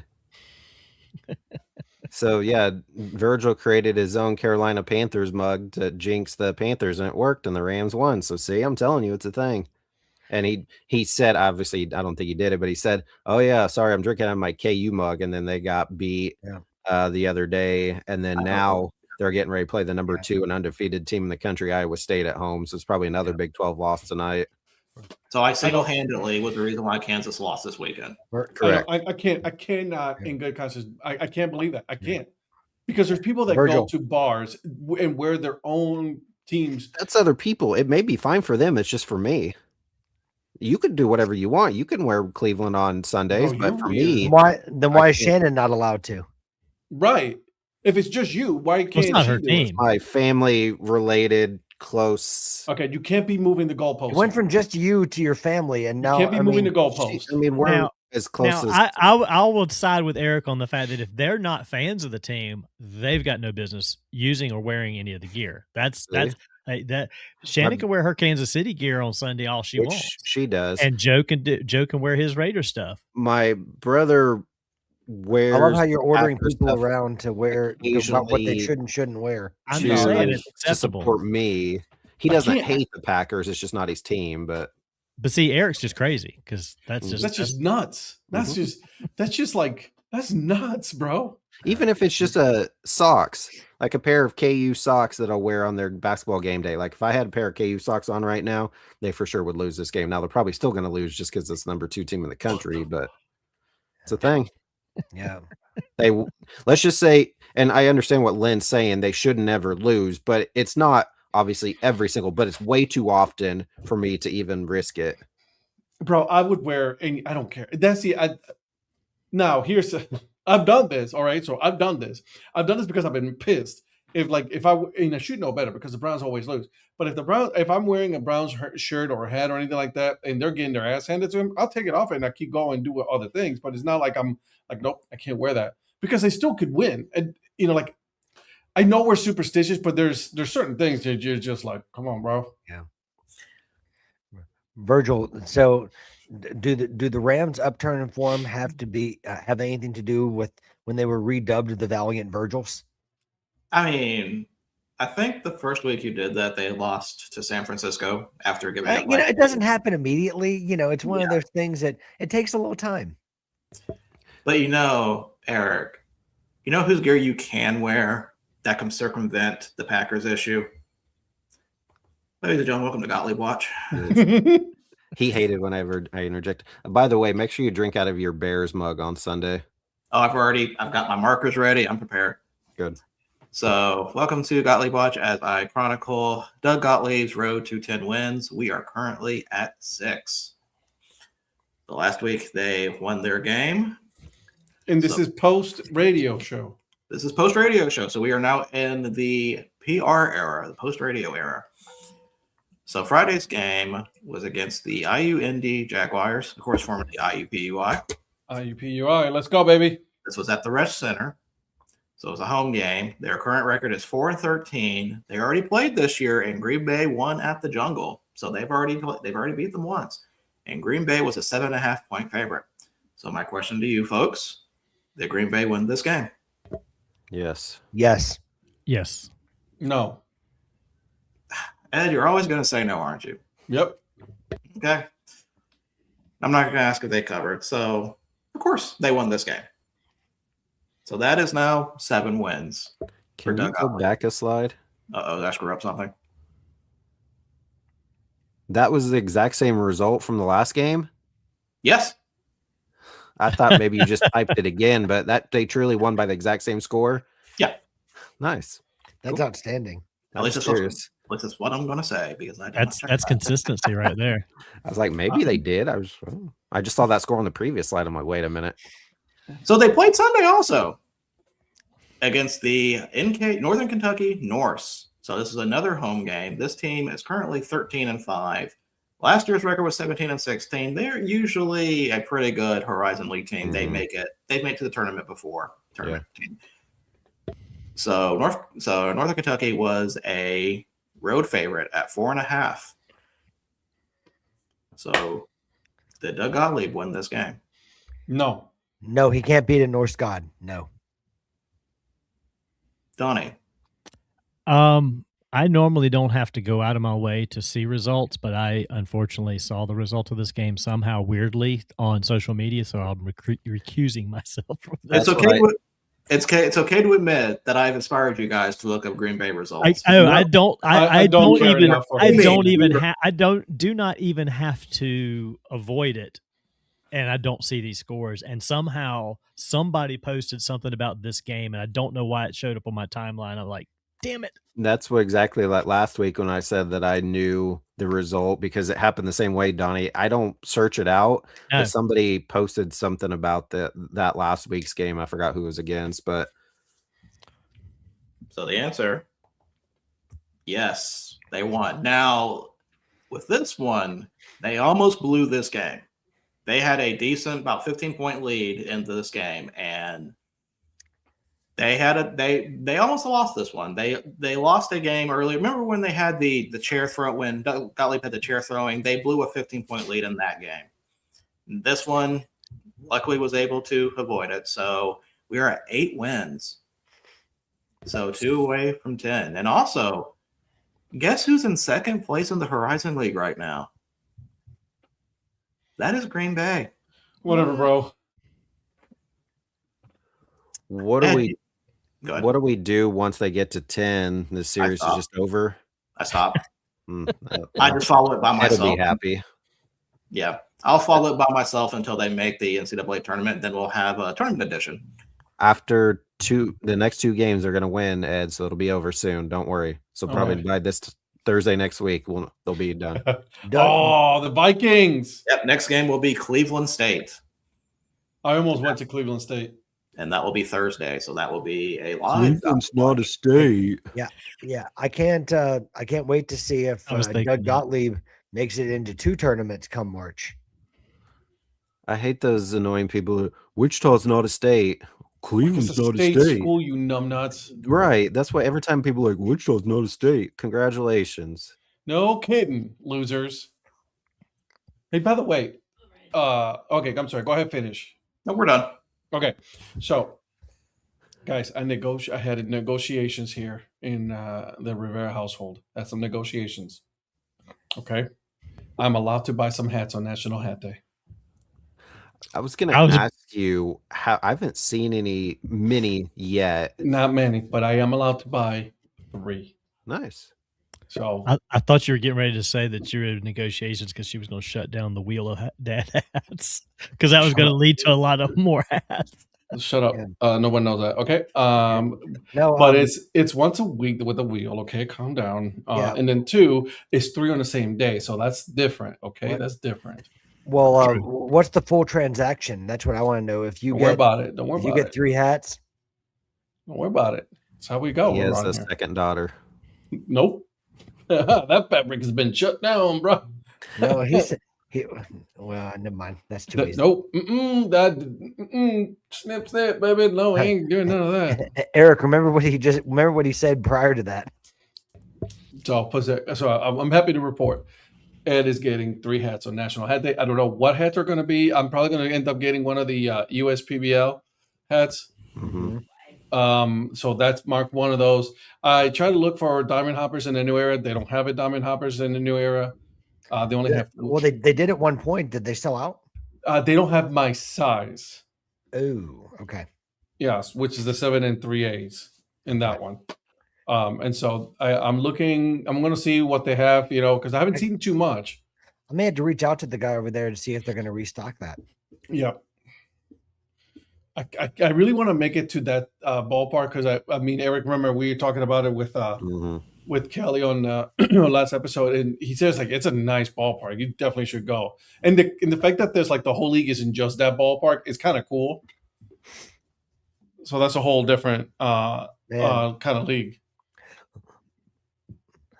Lynn, I feel like it's been a year-long voyage for you to you've kind of been will they, won't they with getting a well and jackfish cap. So I can't wait until you finally decide which one you want to get. That's the thing though. Right now, it's a little hard for me to get anything in Canada just because it's so expensive. Yeah, you know what I mean. So I'm gonna have a hard time trying to find something. I gotta get Donnie's income before I can get some more hats from Canada. Just follow along on MILB promos, and he'll have all the deals for Thursday. And, that's what I do. I've seen a couple, but not really in depth looked at them yet. But I'll see maybe a couple if there something jumps out. But I may or may not get any. Depends on what's out there. I'm allowed to buy 3. Will I buy 3? Is yet to be determined because if there's no sales, there's no sales. I can't force it. You know what I mean? Right. Let me see if he's putting them on threads. Yeah. So,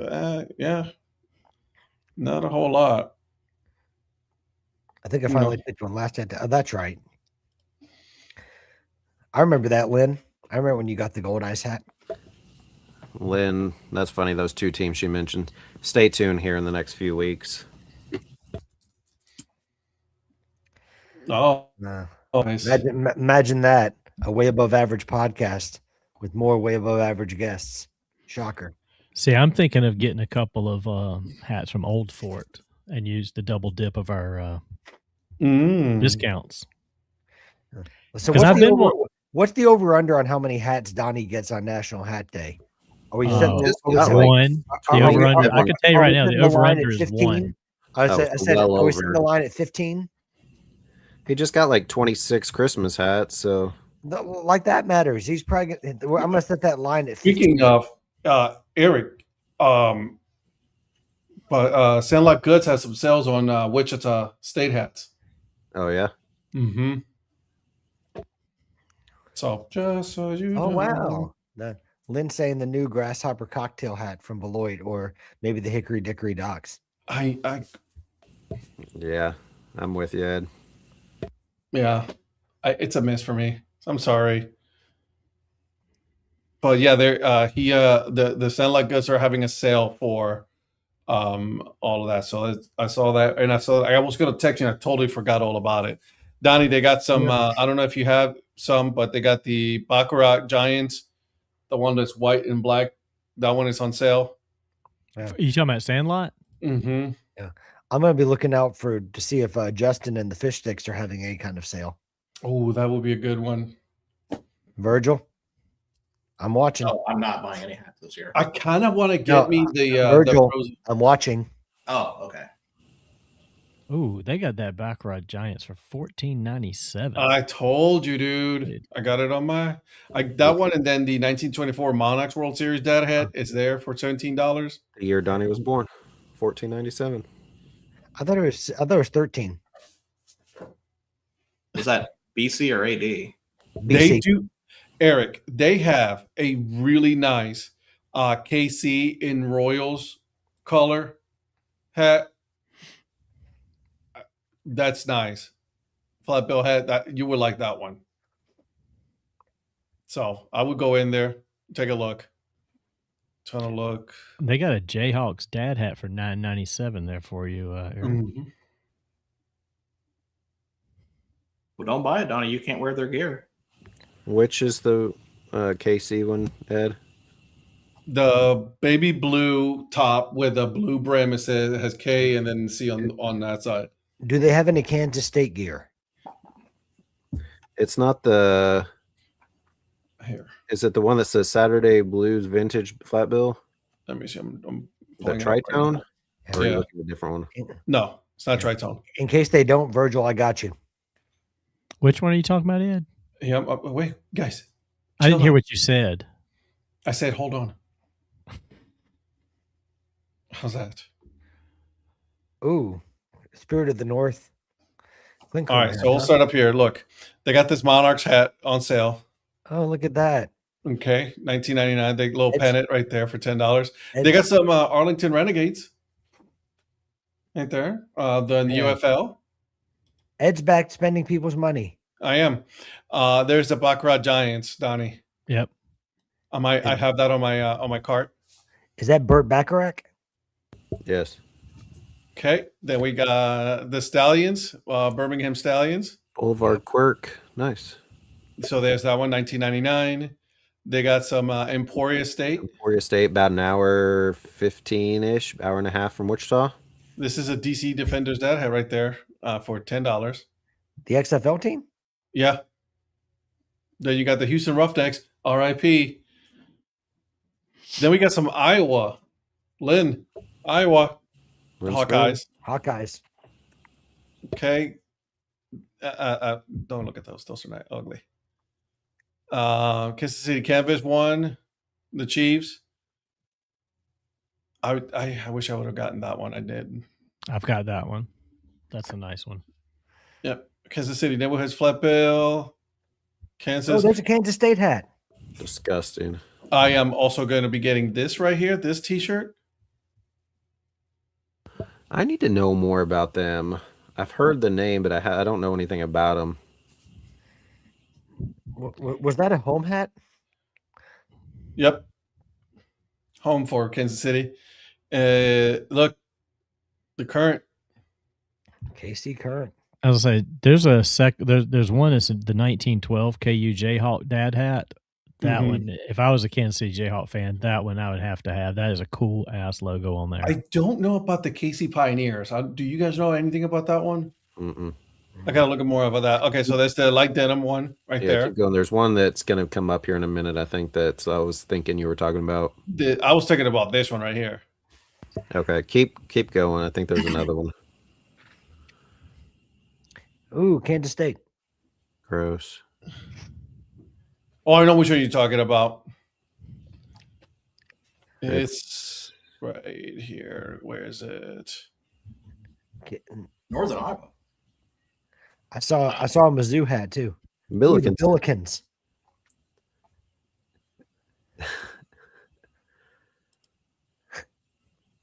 Anytime now. I know which one you're talking about, Eric. And I don't know anything about it. Northern Iowa. Go Billikens. This one. Yep, that one. That's the one I was thought you were talking about. That's sweet. I'm assuming that's Monarchs because it has the weird kind of KC on it. That's a nice one. Yeah. It's $24. It's normally 45. Yeah, that Yeah. might be one I look at. Does it show? Can I see the back? Yeah. Snapback. Okay. Yeah, no, that's the one I thought you were talking about. I really like that. I'll have to maybe look into that one. I might get this one. This is a nice one. Yeah, like I'm good. look at that. Dude, that material is really nice. It's really comfortable. I don't have any Sandlot. Yep. This one is this material right here. And it's super comfortable, very light. And like even during the summer, I wear it. And it's very breathable. So that's one good thing that I like about this one. I love these Sandlot cuds. Yeah. If I don't see anything, I probably try to limit myself as well to 2 or 3 or less. But if I don't see anything else, I might have to pull the trigger on that one because I really do like that one. That one is nice. I like that one a lot. So good for you, go. Lynn. Good for I you. already ordered my old-fashioned cap from Madison Mallards. I should arrive on Thursday. Okay. I haven't honestly. I really have not seen a whole lot of like sales this year. I think you'll see them trickle out Tomorrow into They Thursday. better. Yeah. You what? They Because better. Normally you have 100 By plus now. teams out there. Yeah, I'm Yeah. surprised I haven't seen as much. So I know some teams were debating about whether they were going to do it, and I'm like, you guys should. Yeah, that's what I hold. That's like my whole thing. Like, I don't understand why you would not want to like promote. Like, even if you just give and set 50% off, like people are gonna buy something. Mm-hmm. Yeah, Michael's going the same route as us, trying to limit ourselves as much as possible. Mm-hmm. For this season, naturals nothing. The Durham Bulls got like 5 hours ago. They just said they have new merch. Binghamton's doing something. Okay, so the Richmond Flying Squirrels have 20% off on all hats on National Hat Day. Who, Richmond does? The Richmond Flying Squirrels, yep. Ooh, okay. So remember that one. let me see. 20% off for the Spokane Indians. And Tri-State Dust Devils, I think, are doing 30. No, it's not bad. Can I ask you to send me that KC logo one that you didn't know what it was? Sure. You want to send you the link to it? Yes. Okay, send it to you. Thank you. I put it on the thread so that way Eric has it available for him as well. I got you, Eric. All right, so we need to continue with the scores, guys. We haven't even talked about the rest of the scores. We only stopped at the Green Bay Packers and the Bears. The one game that actually was very exciting for me was actually the Bills and Jaguars. That was a really good game. I was listening to that game on the way home from my parents, and man, was that an exciting game. At least the ending was exciting. I would say it was exciting through the entire game because you knew Josh Allen was going to find a way to win. You felt like it was going to happen, and it did.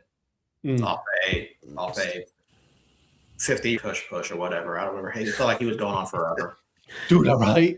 They just kept carrying him, and somebody's like, come on, you're just going to carry the quarterback to the end zone. He didn't quite make it in, but he got a lot further or a lot closer and then did it again and scored. So, well, they were talking about it on the radio, and I don't know if they said it on the broadcast, is that I think the Jaguars decided to give up the touchdown so that way they could have more time on the clock so they can go down the field. And then your favorite quarterback throws an interception immediately after that. Well, I can't blame the quarterback on that one. Well, no, I mean that was a tip. Dude, that was on the wide receiver. Yeah, who should have caught that ball. The problem, the thing that was on Trevor was the drive before that where he tried to get the first down. Yeah, on fourth and slipped, or he didn't even really slip. It's just the way he went to plant and dive.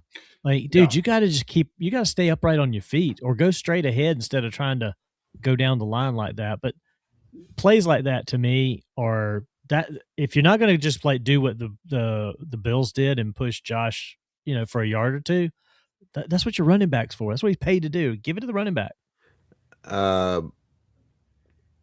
Were Especially they on a DTN. 10-game win streak? The Jags? I think so. Let's So see. that's and at home, start the playoffs. Wow. Listen, Yeah. the Jaguars got a nice little future ahead of them. I mean, they 8-game win streak. They did a really good job this year. 9 out of 10. I'm surprised by them. I'm not gonna lie, but they did good. They were talking about it, and I hate some radio stations like, oh, if he doesn't do it now, he's never gonna win it. Talking about Josh Allen, I was like, I'm like, bro, can y'all just get off of it already? But it was a good game. I mean, outside of that game, their only other losses this year were of their 4 losses were to 3 teams that are in the playoffs and the Bengals.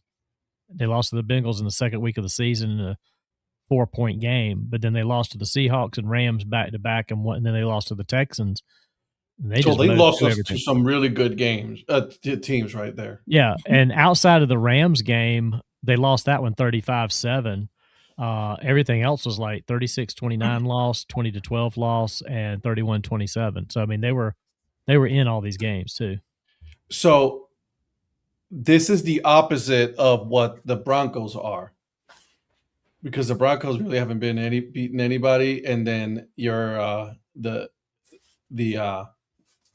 Jaguars have actually beaten teams that have actually been pretty good. So they have a pretty good season. Is what we're hearing. I like it. To me, it's one of those games that, and they even said during the broadcast, the winner of this game, like I said, these were two teams that could have made it. Mm-hmm. Realistically, could have made it to the championship game. Agreed. It's sad to see one having to go down when you have the frauds in Denver just being right there. Yeah. What about the 49ers and Eagles? So, Patrick, you had mentioned on this one, wasn't this the one you were shocked by the result? I don't know if shocked would be the word. I would say I just expected more from the Eagles at home. I didn't. I knew this when I called this one. I thought it was easy because, and I think I said it on the show last week, Sirianni was an idiot for playing or not playing his starters in week 18 to play for the 2 seed.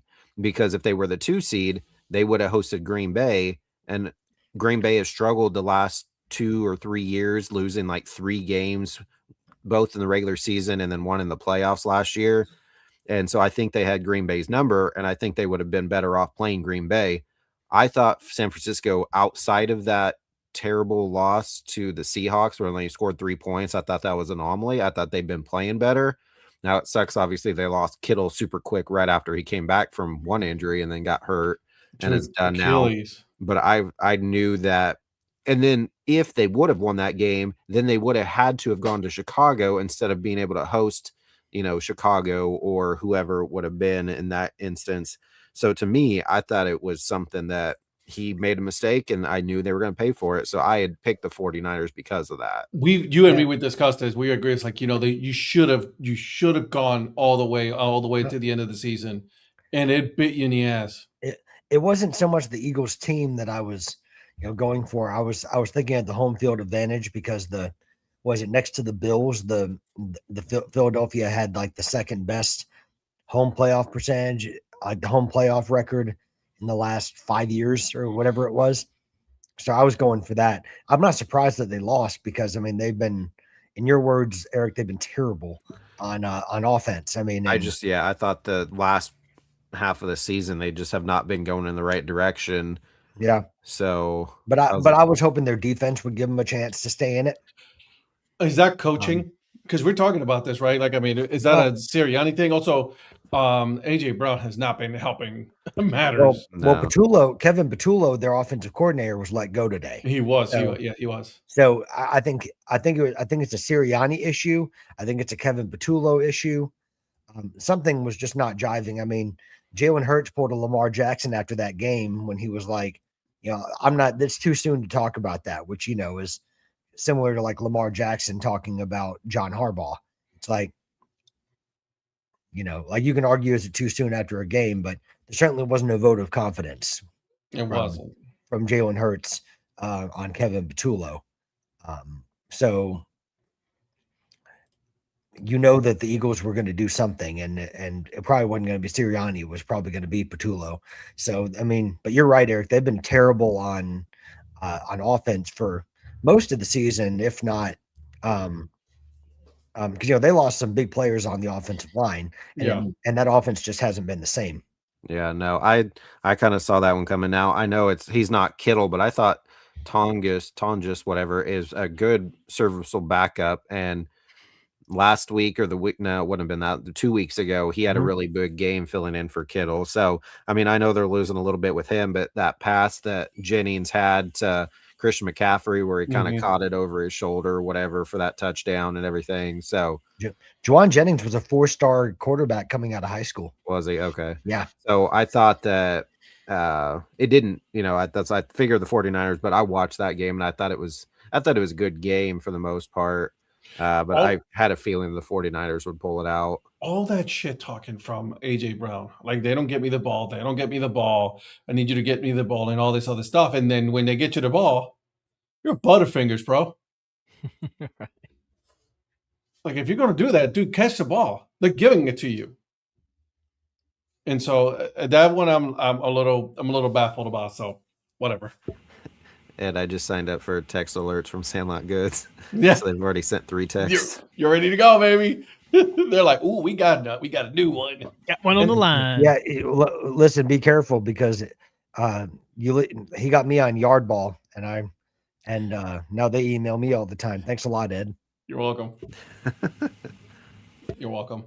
Hey, man, listen, I'm not gonna listen. It's local, made in the USA. They got good stuff. It's really good material. What they do. You can go down to the very bottom and click unsubscribe. Or if you get a text message, you can just say stop and they'll just, I typically don't do that, but there's a few that I get so annoyed. They just random companies and they send so much. So I do that. I unsubscribe on some emails and occasional stops on text. But yep, I agree.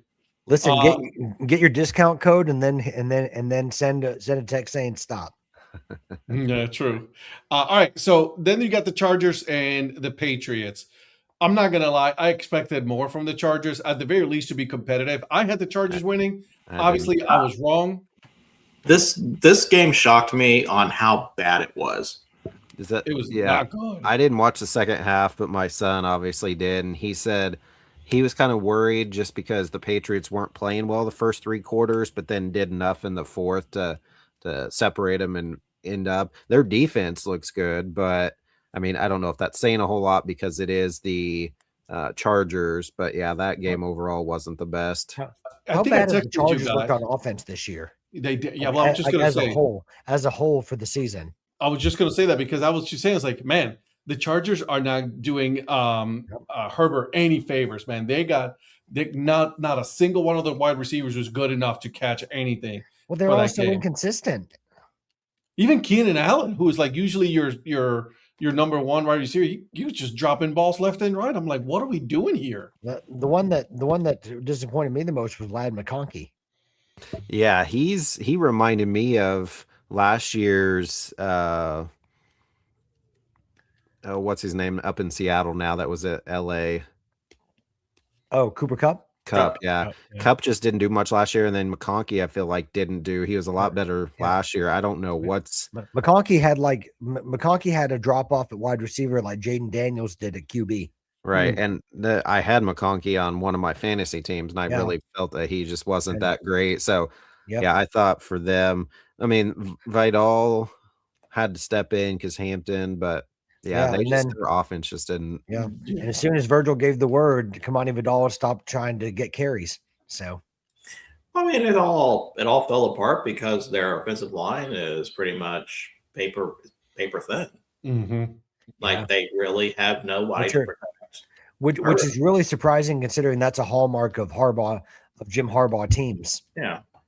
Because I remember when we were watching the first few games. I mean, they started 3-0 against West competition. Mm-hmm. They beat the Chiefs in the first week. We're looking at this team. It's like, oh, this is going to be a really good Chargers team. And season goes by and they just fall apart. And what happened with like a Rondé Gadsden? Like he had like a 5 or 6 week span there where it looked like he was unstoppable, and then all of a sudden it's like, what happened? But it's like the rest of the Chargers offense. I mean, it's like, very rarely do they have big weeks, but when they did, it was a different person all the time. There wasn't like that one main option that you dealt with. Like 1 week it may be Quentin Johnston. 1 week it may be McConkey. Another week it's Vidal. Another week it's Omarion Hampton. Another week it's Gadsden. So, but it was just everyone was inconsistent. Very much so. That everybody was. It was not a good game. Not a good game at all for the Chargers. So they forgot to bolt up. Yeah, they weren't bolt up at all. Now, go ahead. Sorry, I was just going to ask. So I'm looking at that hat again, and I saw the address. When are you going to come to my area and we go tour Sandlot Goods? Dude, I'm in for that. Oh yeah, they said that they would. Yeah, absolutely. All right, let's go. I'm in. I want to go now. All right, cool. He's not coming. He's not coming. Oh, I know that. That's dude. He did. He was like, "Hey man, Ed, you come up here. We'll get you a tour of the place." He's been to Kansas City, but he's definitely not coming to Wichita. No. 2032 is going to be a beautiful tour. You guys already got me going to Utah. All right. Can you guys we don't got you going nothing. You're the one that chose to jump into that. The four of us were just fine going. Yeah, I was told. Rhonda. So don't, because you were one of the ones who said, "Hey, we're going, Ed." I'm like, all right, hold on. Well, because then we didn't want you to cry if we didn't invite you. Just like Paul all the time. Shit. Why don't you guys invite me?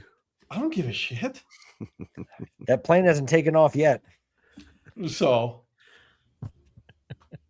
shoot, that security line isn't even final yet. They're going to stop me at the airport. Edward. Excuse you, sir. You cannot be here. You do not belong here. Go. That's what you guys know about those May hurricanes in Carolina. I mean, you never know what's going to happen there. Anything with, and I tried to tell Darla this. I warned her. I'm like, listen, we got to get to the airport at least an hour and a half. At the that's the cutoff, because there's something going to happen. I'm going to have to get out of line. They're going to send me back so I can fix something. Every single time it happens. You got to be there at least 1 day ahead of time. 100%. I will sleep at the airport, wait inside so I can just make sure that I'm like there. So Ed has that luck when it comes to flying. It happens. Thanks, Mom and Dad, for giving me 2 last names. Thank you so much. I feel like Ed's like a Home Alone, like the Home Alone story. It's like it happened again. She didn't believe me. We went on a trip. When we went to the Corporate Media Meetup, she was like, all right. She goes through without any issues. No issues whatsoever. She has my last name, by the way. She has one of your last names. One of my last names. Actually, no, she has both. She had to get both because I'm hyphenated. That's true. So, any problems with her? Nope. Innocent little white girl. Go have fun. I go in, standing next to her, 6'2" dude, and they're like, go back. Then they patted me down, and she was like, I thought you were lying. I'm like, I told you I wasn't. So, no me gusta. They gave me the whole coyote search right there in front of everybody. I was like, all right, go ahead, do your thing. Do you, big burly man? You should have taken advantage of me like that in the airport in front of people. You should have called in Cholo. You should have called in Cholo Virgil to help you out. Should have. They would have let him. I was like, nah, we ain't gonna want to do with that. You don't mess with cred like that. So Cholo Virgil has one last name and would not have had this problem. You what? Cholo Virgil would have only had one last name and would not have had this problem. Touche. Do you think Valdez Scantling gets a hard time because of his double last name? They fly private. They're right, yeah. Even if it's a team, if it's like a United, the whole plane is for them. I kind of address that generally. Donnie, when you fly in a private jet, does having 2 last names matter? Oh, they don't care who you are as long as you got through the gate to get to the tarmac. Listen, that dollar sign is what talk when it comes to playing. Also, thank you for the insight. It's because I also go by only Ed Rivera. A lot of times it's just Ed Rivera. Well, sometimes you change your name on your phone. Like I'll be sending you a text message and it's like Ed has changed his name, and it's like not. Yeah, Ed hasn't changed. Well, mine has changed from Ed Rivera to Ed Rivera Donato to Ed Rivera to Ed Rivera Donato. It's always been. It's on my phone. It should say Ed Rivera Donato. Well, for me, it's changed you back from Ed Rivera to Ed Rivera Donato like 3 times. Sometimes your phone will pick up on social media. That's different. Yeah, that's. And it'll ask if you want to update contact info based on that. Well, this is like the Apple, this is like in the text message. When you change your profile picture. Mm-hmm. Sometimes that's never changed. It doesn't change the name. It's always the same. It's it changed your name, son. Oh well, whatever. That's what I do. I'm like Prince. I change my name every couple of years. That's right. I'm about to become a symbol here in a minute. Yeah, you're Ed Rivera now, but I promise you, it's been like right now in my phone. I always keep up with it, and it says Ed Rivera. Are you going to be a sex symbol? Is that what you're saying? Let's see. Right, it says Mr. Delicious. Oh, that's weird. Why'd you change it to that? Puerto Rican sensation. He's just going to be this symbol right here, the dad hat. Yeah, I'm going to be the Puerto Rican sensation. That's what it's going to be.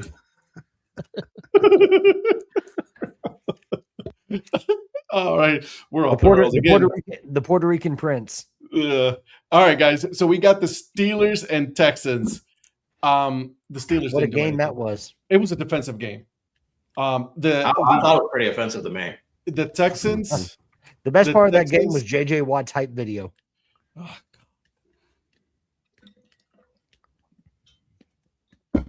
Texans defense won that game, in spite of, and we're just like you were just talking about him, Eric, CJ Stroud, in spite of him, because CJ Stroud did not have a good game.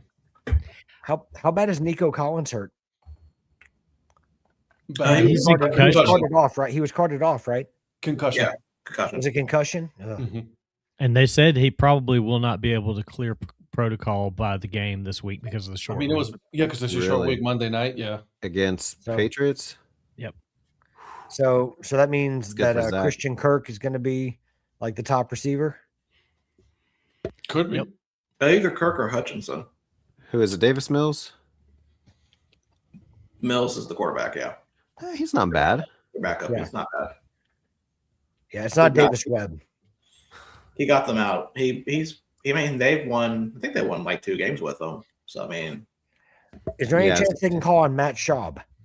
No, Matt Schaub is not happening. Matt Schaub is long gone. He's like, hey, don't get my name on this thing. Listen, going back. About David Carr. Respect Matt Schaub, Virgil. Respect him. David Carr could probably still happen. I was gonna say, if we're going that route, can we go David Carr? Do you see the brothers got their own number one pick? Number one pick, son.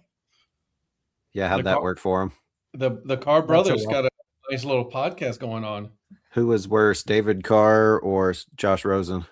Rosen. What pick was he?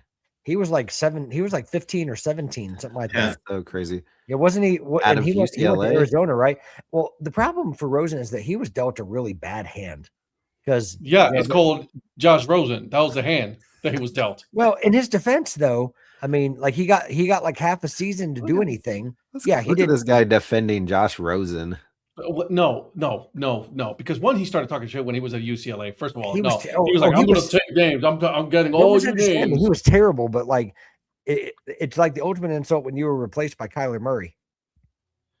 But he had opportunities because he even went to Cleveland. Of all people who would start Cleveland's favorite player. He went to Miami too. I was going to say he was in Miami. Too. Yeah, Cleveland's favorite player is the backup quarterback, and he couldn't even get on the field. So no, that's pretty bad. Yeah. Okay. So no. Listen, no. I'm perfectly aware that Josh Rosen was part of that lucky group. Josh Rosen is the issue with Josh Rosen was Josh Rosen. He was just not good enough. Who is worse, Josh Rosen or Drew Lock?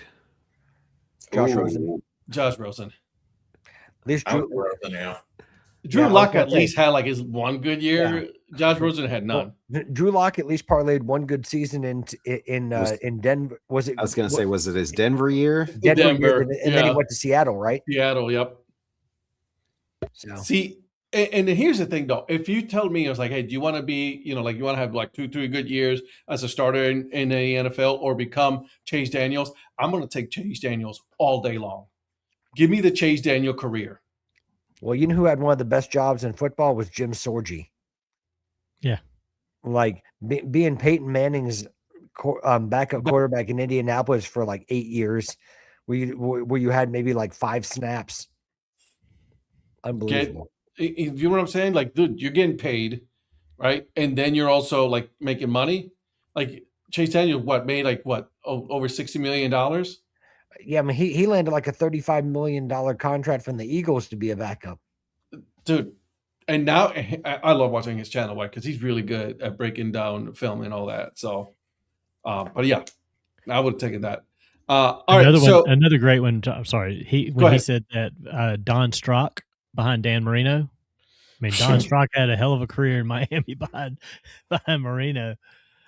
Yeah, and then of course there's also Clipboard Jesus, Charlie Whitehurst, who not only he kind of went the Chase Daniel route. I mean, you live in San Diego, you're backup quarterback to Phillip Rivers forever, and then finally Seattle says we'll give you $4 million to be a starting quarterback. That didn't work out, but he got $4 million. He got paid. Charlie Whitehurst never played in Cleveland, right? No. Man, quit trying to put everybody in Cleveland. Yeah, I know. I was asking. He's trying hard. Real quick too. Back to I don't have Texans. to try that hard. You got like 40 of them. 42. So back to the Texans. I heard it, and again, another great comparison to this team this season, especially the later part of the season. Mm-hmm. They're very reminiscent of early 2000s Ravens. The defense is like, get us 20 points and we'll win the game. We'll take care of the rest. Yeah, we'll take care of the rest. And that's kind of how they've been playing the last half of this. They haven't relied on Stroud to win the game. The defense is like, just get us some points and we'll shut down. Because they haven't given up 20 points except in they gave up 21 to the Raiders, but they haven't really given up 21 points in almost any game except the last one of the season against the Colts. Yeah. Didn't Case Keenum, wasn't he in Houston at one point? I think so. He went to the University of Houston. No, didn't he also play for the Texans as well? I think he played for the Texans for a little bit. Probably. Yeah, they gave up 29. They gave up 29 to the Jaguars, and 30 to the Colts, and everything else is under 20. And by the way, he actually started with the Texans 2012, 2013, Eric, and then he went back in 2014. Hey, Ty Detmer, former Brown. There we go. So yeah, he had three separate stints with the Texans. That's what I thought. And by the way, Eric, who was that Colts quarterback that helped lead them to 30 points against the Texans? Riley Leonard. Where did he go to school? Go Irish. Do you know where Case Keenum plays now? No, this is for Patrick. Where's Case Keenum play now? Yeah. NFL Europe. He's in the playoffs as a backup. Case Keenum. Patriots. Oh, did not know that. According to Wikipedia. I know he's a legend. Denver? Nope. Who's left? The Bills. The Bears. The Bears.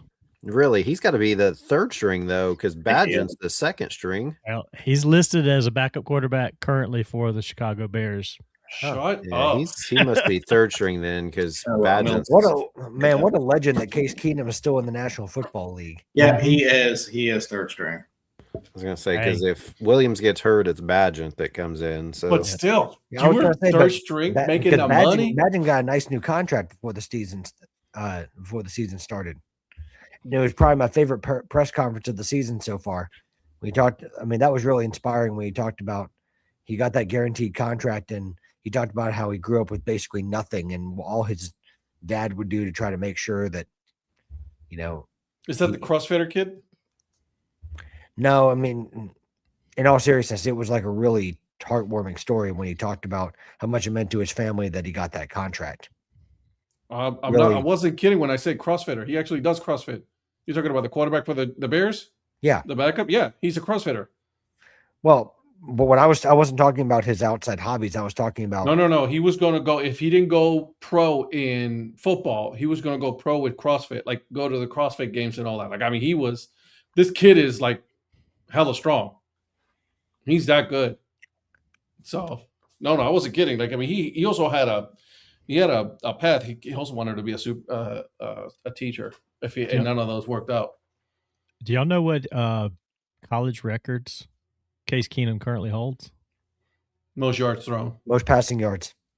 Total offense. Probably holds everything at Houston. Wasn't All-time that- leader in passing yards and touchdowns. Mhm. Wasn't what Ed and Patrick said the same thing? Yeah. He's the I only. just He's said the it first. only quarterback in Division I history to have more than 5,000 yards in each of 3 seasons. That is insane. I didn't realize he had all that. Yeah, he was a beast in Houston. And still couldn't get a good career as a starter. He could start for the Browns.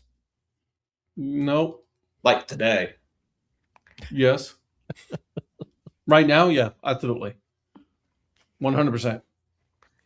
Yeah. So it's no when I say it, but it's yes when Virgil says it. Yeah, because he doesn't say it all the time. Okay. You got to pick your moments. We've talked about this. Pick your moments. Nah, I'm just gonna keep being me. Sounds like a plan. All right, I try to tell you. that's all right. Anyways, Donnie tries to tell me he's poor. I don't believe him. so then you had. I want to go back really quick because Aaron Rodgers and C.J. Stroud threw for 250 yards. He was 21 for 32, 1 touchdown, 1 interception. He got sacked 3 times.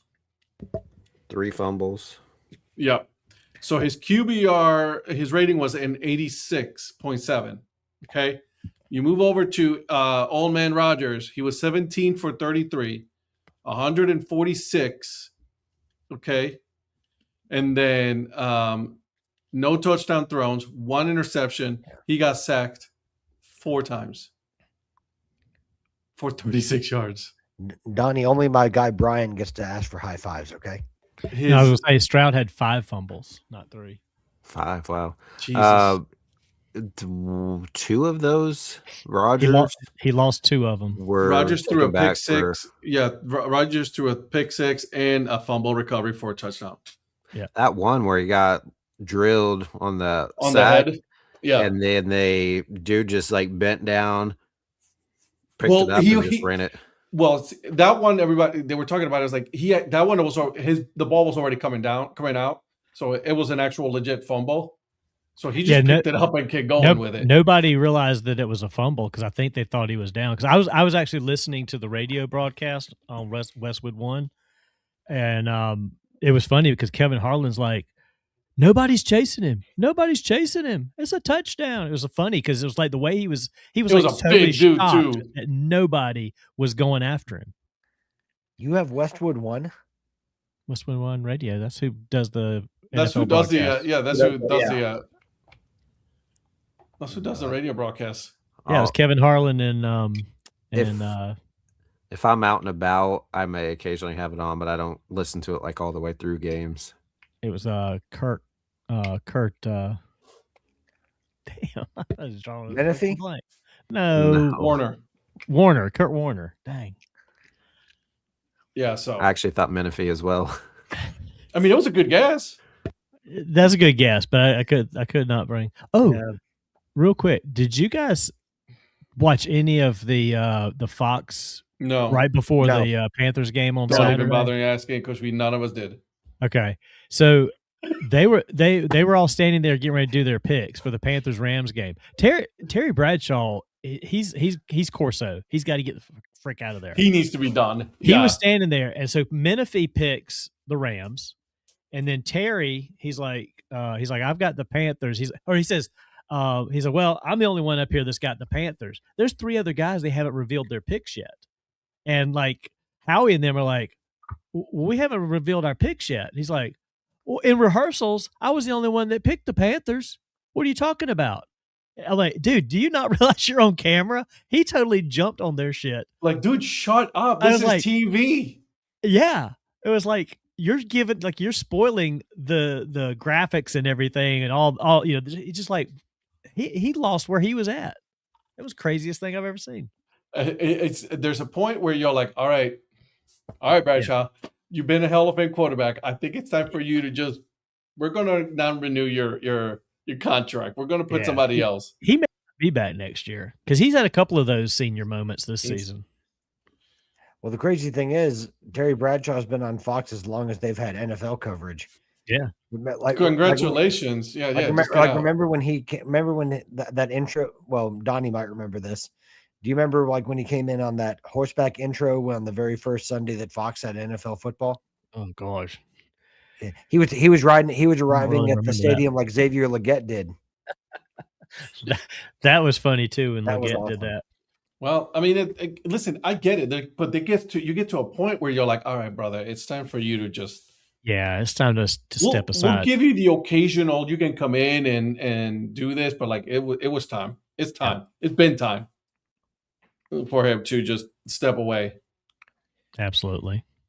So I think for College Game Day, ESPN, what saved them was the fact that Pat McAfee was there, right? So they were able to do a good transition of Corso to get him out of there and retire him because he was what, over 80 years old at that point. He needed just at that point. All right, cool, time for you to. And the crazy thing is, he's the former Indiana coach, right? Well, I hope they have him Indiana actually at least guest on the game day before the championship game because it's in Miami. He lives in Florida. He can drive there. Or be driven there, I should say. Well, hopefully he's not driving. But I would like to see them have him there, not like on set, like picking anything, but that would be kind of cool to have him there one moment for them playing for championship. Yeah, Terry, Abilene Christian basketball lost, and Texas A&M sucks. There you go. That's your rewind. Wow. And Eric hates the kicking game, and Eric doesn't wear any Packers gear himself on any game day that the Packers play. Correct. Yep. There you go. Get rid of He's in a good mood now because he's seeing the Kansas score. Do what? You're in a good mood now because I saw the Kansas Iowa State score. So I've been watching the game. They've actually been playing really well, but there's still a second half, so it's not over yet. They could easily blow a 21-point lead. I'm telling myself about Oklahoma State because they are not looking good. Kansas is winning. Relax, bro. Great. No, they just lost. Thanks for nothing. That's it. Done. Check it. I'm coming at you later tomorrow because I'll probably be asleep. But if they lose this game because of you, you're gonna get the biggest FU. I don't get that anyway. I'm expecting a polo from Eric on this one tomorrow morning if they lose. Listen, he would do it regardless of whether I said it. Dude, that is the biggest jinx. Like, you don't say that. He's gonna get banned from Wichita if they lose. I'm already banned from Wichita. He's the only one. Was the first one to go, and I'm the only one he doesn't invite back. That's right. For a good reason. We told you to come to Round the Clock. I didn't get invited to that. Whatever. Do you want like a wax sealed invitation or something? That'd be nice. Yeah. He absolutely does. You want a private messenger to be sent it to you with a wax field? So, funnily enough, one of my coworkers today told me she went to a Rock Lobsters game. So I got to tell her, well, my friend went to a Rock Lobsters game and didn't even tell me he was in Athens. So, but did she invite you either? Huh? Did she invite you to the Rock Lobster game? She did actually. Yeah. Okay. All right. Send a stripper Graham to his house with that note saying you're invited to the Round the Clock, July 25th and 26th. Male stripper Graham. Yeah, male. She'll have some stuff going round the clock. I got to be careful because with the area that Patrick's been making a striker on accident. Oh God. It's yeah. I was hoping that Eric's present had Striper spelled right when he got it in the mail in Wichita. What's your guys? Is Chomper? No, is that your guys' mascot? No, Chopper. Yeah. Have him show up to the. Oh, Terry's going to be there again. So Terry's invited me, but that's it. Then you didn't invite me, Eric, because he's a alumni at this point. He's completed one. He's allowed to invite whoever. So He's probably, as far as I know, coming back for it. So I'm glad Terry invited me because you and Virgil sure as heck didn't. Well, Virgil and I can't invite somebody. I'm gonna hang out with Virgil for 33 hours and bother him and leave you and Terry to yourself. Don't do that to Terry. He doesn't want to be around me for another 33 hours. Terry deserves better than to be stuck with me for 33 hours. I was like, why are you punishing me with that, Prophet? You don't want to hang out with the kind of guy me? that I would bring a sleeping bag into the place. Yeah, Virgil, Virgil, you don't want to hear Eric talk about himself for 33 consecutive hours? Terry, FYI, we are planning on parking in the outfield this time and bringing in a tent so you can bring in your coolers because nobody's going to mess with the stuff. And then that way we don't have to keep going all the way out to the so if you want, follow us this year. We'll talk later, but we're going to probably park in the outfield this time. I would ask Donnie if he's going, but he's already got like private jet setting. Yeah, he won't be there. He's not coming to Wichita this year, surprisingly. He's going to Dubai or something, right? I forgot where it was. Abu Dhabi. Yeah, Dubai, like UAE and all that. He got box tickets to World Cup, guys, so he can't do any of this. Come on now. Well, and I love that he's purchased like a club, like a suite in Salt Lake outright. That's pretty awesome. That was pretty cool of him to do that. Yeah, thank you, Donnie. Did you buy that for the whole season? And you won't even use it all season? Man, that's really good. Who are the guys on Crystal Palace? What country do they typically, or where are they from? Who are they going to play for? Well, it all depends. Yeah, they're from all over. All over. Ooh, Crystal Palace? Yeah. They're partial to Silkmen. I don't know what that means. So I was gonna say wherever most of their players go to, Donnie's gonna go to that World Cup site.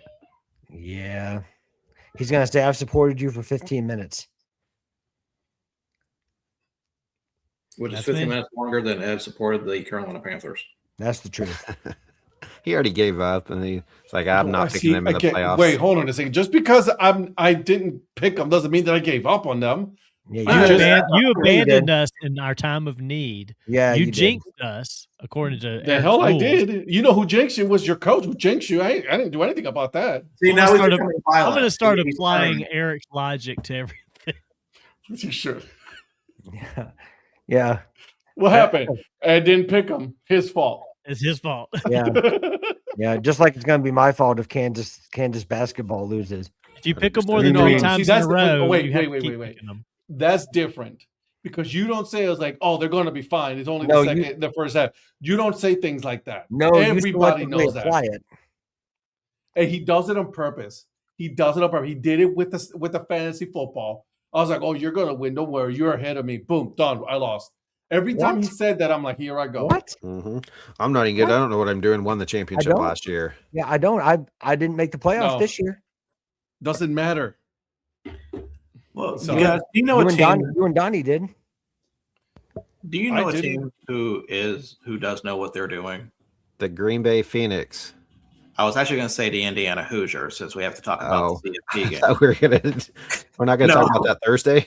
No, there's no surprise. Well, I mean, we didn't talk. We haven't been here since the games happened. Oh, you're talking about the games themselves that haven't played, not the one coming up. No, not the one coming up. Are we adding that on Thursday? Yes, that will be matched. Yeah, we'll talk about the that game on Thursday along with the playoff games. But we didn't talk about the CFP games from last week. I thought you were about to say we were going to talk about it on Match of the Day, and I'm like, are we BBC now? No, I'm not sure. Is Terry talking about yours, Ed, or what's he talking about? Mine, our episode that we did. The FA Cup Center, you should have been there. Somebody wasn't because his team didn't win anything, and he was not there. My team lost, and I was there, but somebody decided not to show up to Break Even Sports show because his Crystal Palace team was a bunch of losers, and he was like, nope. Not only, but you're underselling this, Ed. Not only is it a loss, it's arguably the biggest loss, the most shocking loss in FA Cup history. Correct. That's saying something. Yeah. Y'all don't give a guy time to mourn, do you? No, not in this group. Well, and I was about to say, we actually use it against you. Yeah. And on top of that, they were the holders of said trophy. True story. So yeah. So they just they're like the guy that misses the cut at the Masters, but he has to stay around until Sunday to put the jacket on somebody else. Yeah. They gotta hand the trophy to somebody at the end or something. Well, Thankfully, no, no. that's do that. no, Good. no. VFA doesn't give that to anybody. So isn't that Okay. a Prince William thing? I don't Virgil? actually know the answer to that. I think that's a Prince William thing. He usually does it along with the powers that be for either club. You know, for the clubs of the finalist clubs. So let's talk about our two CFP games that happened. So first one was, this ended on a Thursday, so we didn't really talk about this one. We did watch some of this one. This was Miami beating Ole Miss 31-27. I will go ahead and tell people who are going to say that. Yes, it was clearly pass interference. No, I do not care. Because, I mean, they're never going to call that on a Hail Mary in the end zone unless the dude's flat out decapitated. And then even then, they'll still think about it. And it could have really gone either way because there was a little bit of offensive fighting on that too. Are you going to talk about how the referees were clearly ACC biased? I heard that. I did see the Dabo dollars in their pockets that they had. Yeah, They were definitely lined with Donnie money, Dabo money. So I solely put this on Eric for wearing that Ole Miss hat. I'm telling you, I told you I wore Ole Miss, and I'm sorry, Patrick. I wore Ole Miss on the show last Thursday. You weren't on here during the game, and they lost. I'm telling you, it's a thing. You guys don't believe me, and that was something I forgot to mention. I did mention it in passing, but it was a thing. I had that hat on because Patrick, Johnny, when I went to see him a couple of years ago, I remember the Earn Fun Average podcast. He bought me Ole Miss hat, and it has their 2022 College World Series champion patch on the side, Awesome. Dad Hat, and red, and says Ole Miss on it. And I wore that during the show, and they lost. So I'm sorry. All right, so Well, to I don't test know if this you know theory, this. I don't know if you know this, but I'm a massive fan of your podcast. Thank you. And I listen religiously, and yeah. Speaking of which, how about that show last week with that guest? Whew, that was really good. Listen, that's like the best evidence that I can have of me when I say that show is that your podcast is way above average with way above average podcast hosts.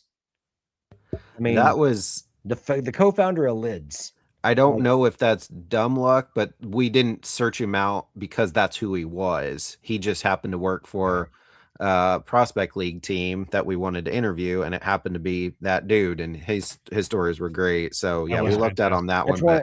That's one of my favorite episodes that you guys have done. Yeah, for sure. I have probably my top 5, and I would say that one was 3 or 4, maybe. Oh, by the way, now that we're talking about it, happy birthday, Johnny Bolin, by the way. Yep, happy birthday to my co-host Johnny. Happy birthday, Johnny. I texted him earlier today. So one half of that way above average podcast host duo. Happy birthday, Johnny. See, Ed, the lead from halftime 21 is already down to 17. Here it goes.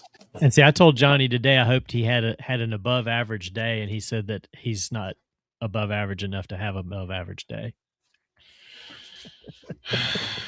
But he is when he's a way above average podcast host on a way above average podcast. That's right. So to test this theory, I would like to have Eric wear an Indiana hat on Monday night and see what happens. I don't have one. Go get one. You got less than a week to go get one. I don't somewhere. know. There's got to be a Lids. Call your dude and see if he could call you in a favor and get you a Lids. Are you funding this? Like, what are you like? Why is he gonna do that? He told you. Does Eric have the disposable income you have? He said on the show he got out of Lids in 2020. He's got connections, dude. Oh no, he knows every mall in the bro. In the that's what. He's the founder of Lids. That dude is still involved with Lids, right? No, in one way or another. But I love that dude's gonna get you like an ownership stake in Lids. I love his comment though, where he said he knew 180 malls Yeah. or Yeah. stores by the malls. Yeah. He knew them by the malls, which I thought was pretty funny because we all grew up in malls. So Yeah. Oh yeah, 100%. When he also said he knew America by malls, right? I mean, that's how he got to see America. and that's what I was referencing. He Yeah. drove everywhere. Yeah. Johnny still goes. I haven't been in for a while, but Johnny still goes to Lids like in yeah, I went. Tupelo and Yeah. wherever else they have them. So he'll still go in there quite Yeah. a bit. There's a Lids here. It's so small and it's so often a cut. It's like here in the mall in Raleigh. It's by the food court where no one is like in that area. Like you only go over there because if you have to go to the bathroom, otherwise no one wants to go. I was like, bro, they give you the worst place. Yeah, the one in Columbia is at a food court as well.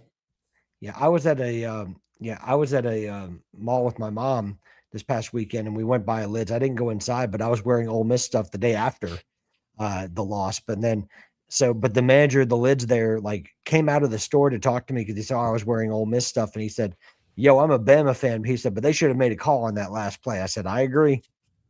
Thank you, Joe. I think we have one left in because we don't have a West Mall by my house anymore, so I'll have to go to the one out east. But I may go just for old time's sake, go to that Lids out east. Yeah, we even have a like an outlet mall that has a Lids. It's crazy. I mean, I've got about 3 around me, and a buddy of mine used to manage one, but we went to the beach on New Year's Eve for the day and went to the for the day. Yeah. Oh, I'm sorry. Beach. We had a private beach for the day. No, we didn't go on the beach. We went to the beach. Oh, well, sorry. We saw the ocean from the brewery. Rich we went down there to that. go to Grand Strand Brewing and to 1230. Can do that. 1233 Distilling. Like private pools. Got it. Hey, Rhonda and I've driven to Myrtle Beach for dinner because there's a seafood restaurant there that's that good. You really don't help yourself. I'm not helping.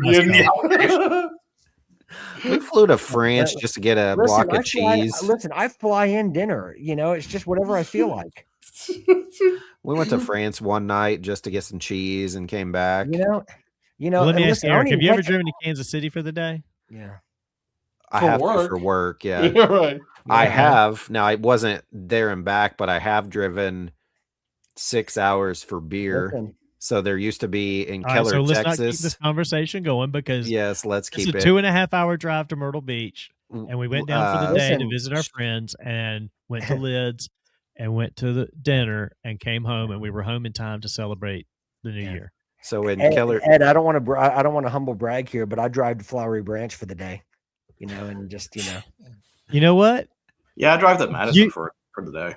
You keep testing me, and I'm gonna come have lunch with you one day, just for the day. I'm gonna drive over. Oh and have no, lunch, not and that. Then you can stop talking.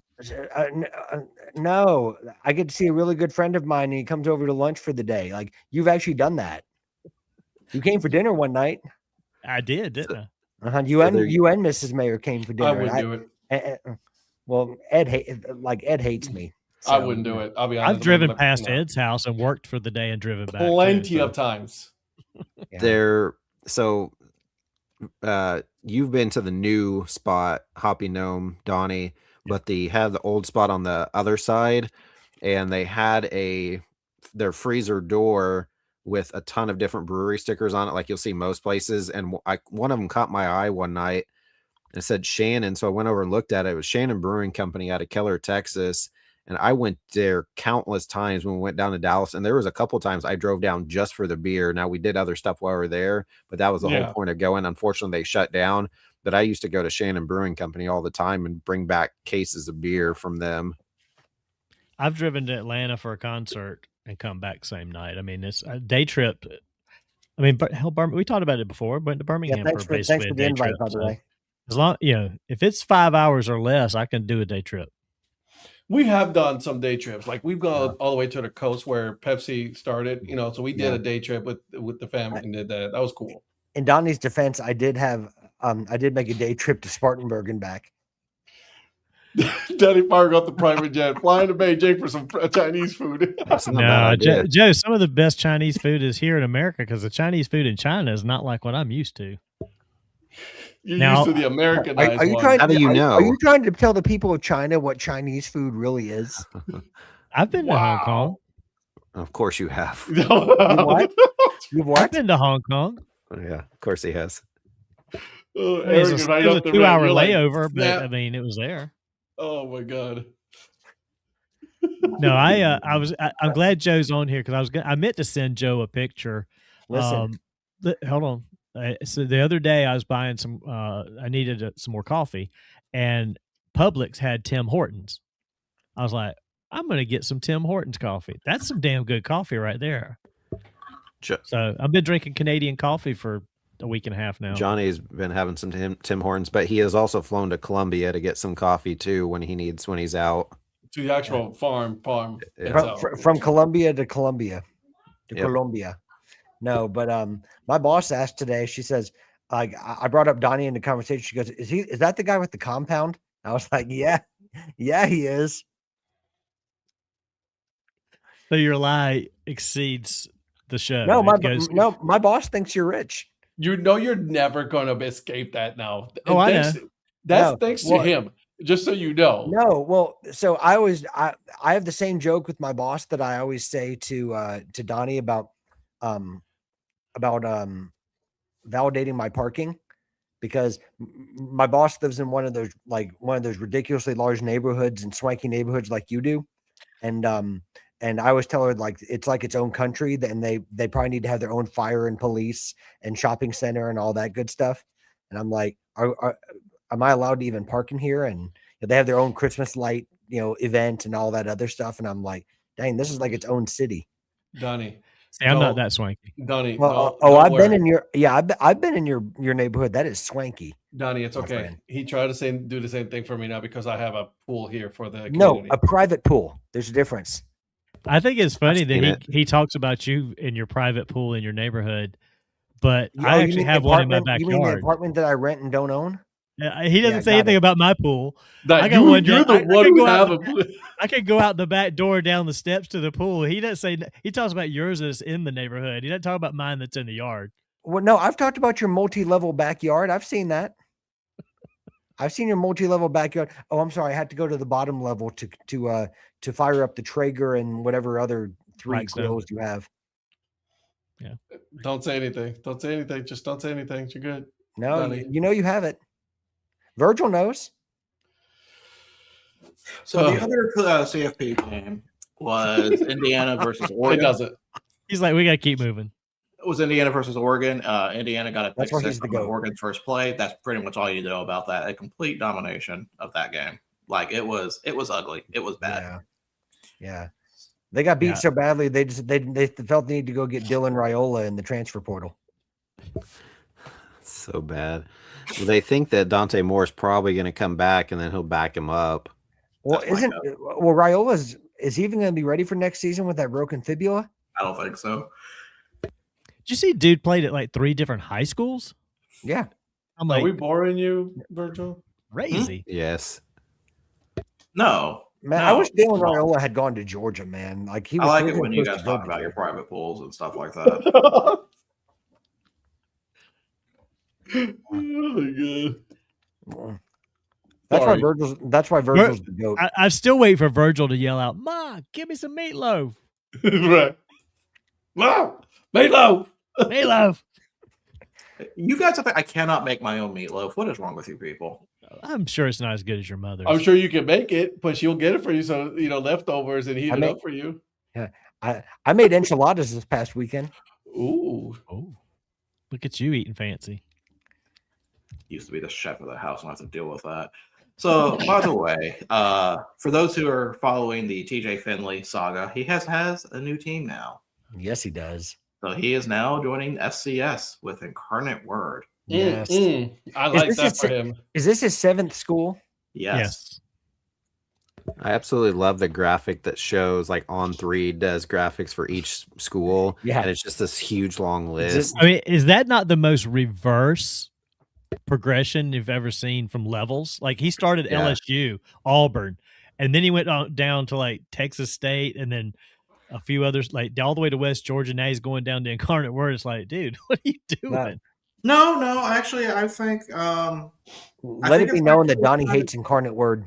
It's actually kind of the progression if you think about it. Because he left Georgia State Yeah.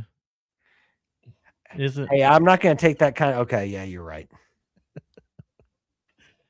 But you know what I mean? Most guys started Incarnate Word and end up at LSU. That's the point.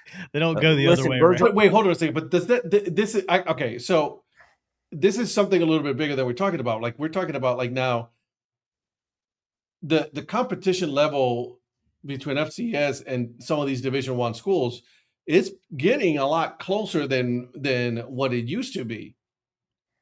I mean, when you've got a guy that was recruited at LSU and Auburn, or recruited to that level, let's put it that way, to SEC level, and he's continued through 6 schools, now to the 7th school, and still playing. I don't know. They'd even do NIL at Incarnate Word or any of that. There's probably something. There's probably something, but I mean, that you're right. He had to have the talent to start with to even be starting out at an LSU and all that. So yeah, that's the point I guess you're making is like these other schools are just the levels of talent across the board is crazy right now. You haven't gone up. It's shrunk. It's just leveling out. Everything is just boom, boom, boom. Do you know what's also shrinking? Kansas's lead right now. There it is. There it is. Virgil, did you see? No. There's no see nothing. We're gonna stay here for a second because I think we've all told you that you jinxed it. And look at Eric's face right now.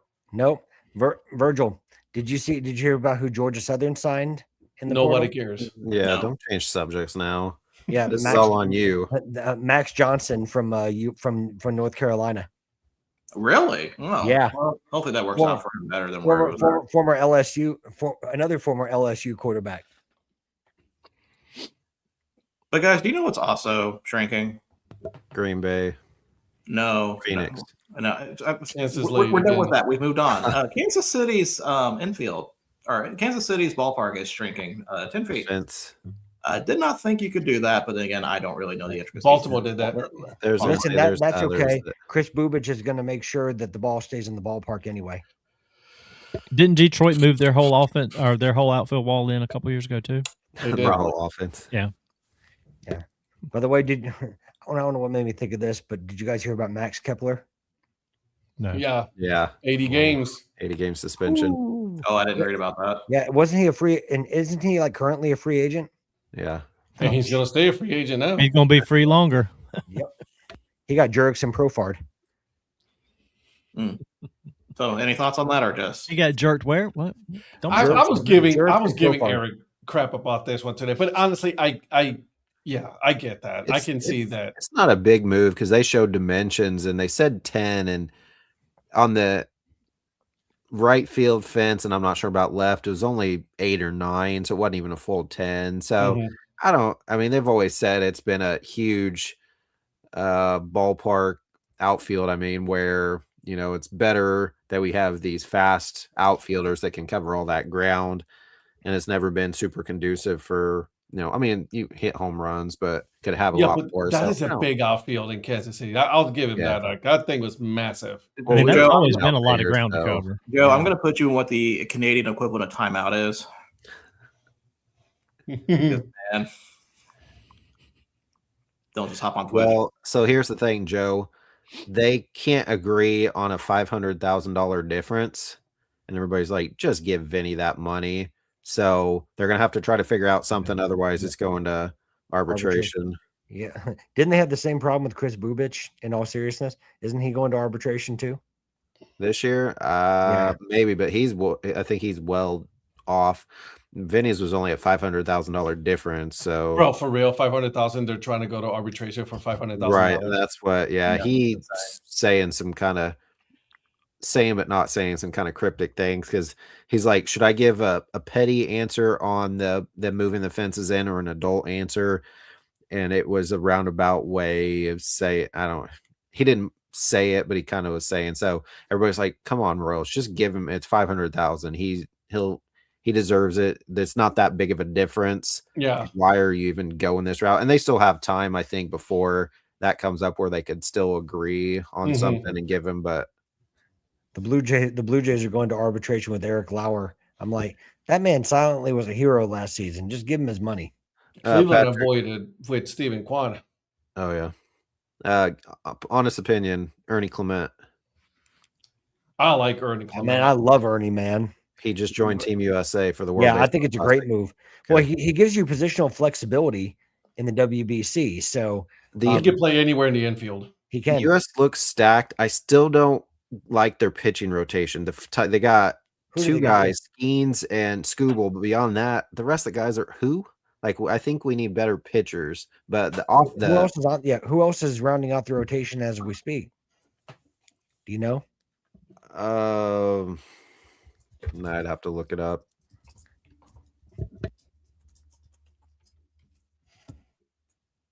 Oh, Actually, I think I just sent it to my son this morning so I can try to find it. Byron Buxton joined Team USA. I saw that Rowdy Tellez joined Team Mexico. did he? Yeah. Yeah. Good for him. So did Alejandro Kirk.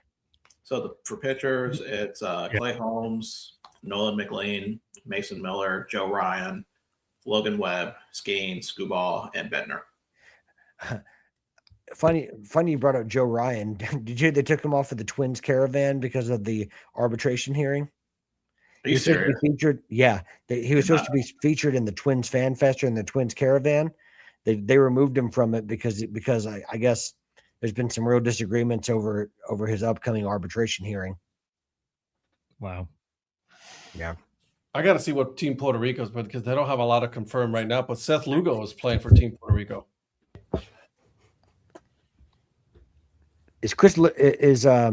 No, he's hurt.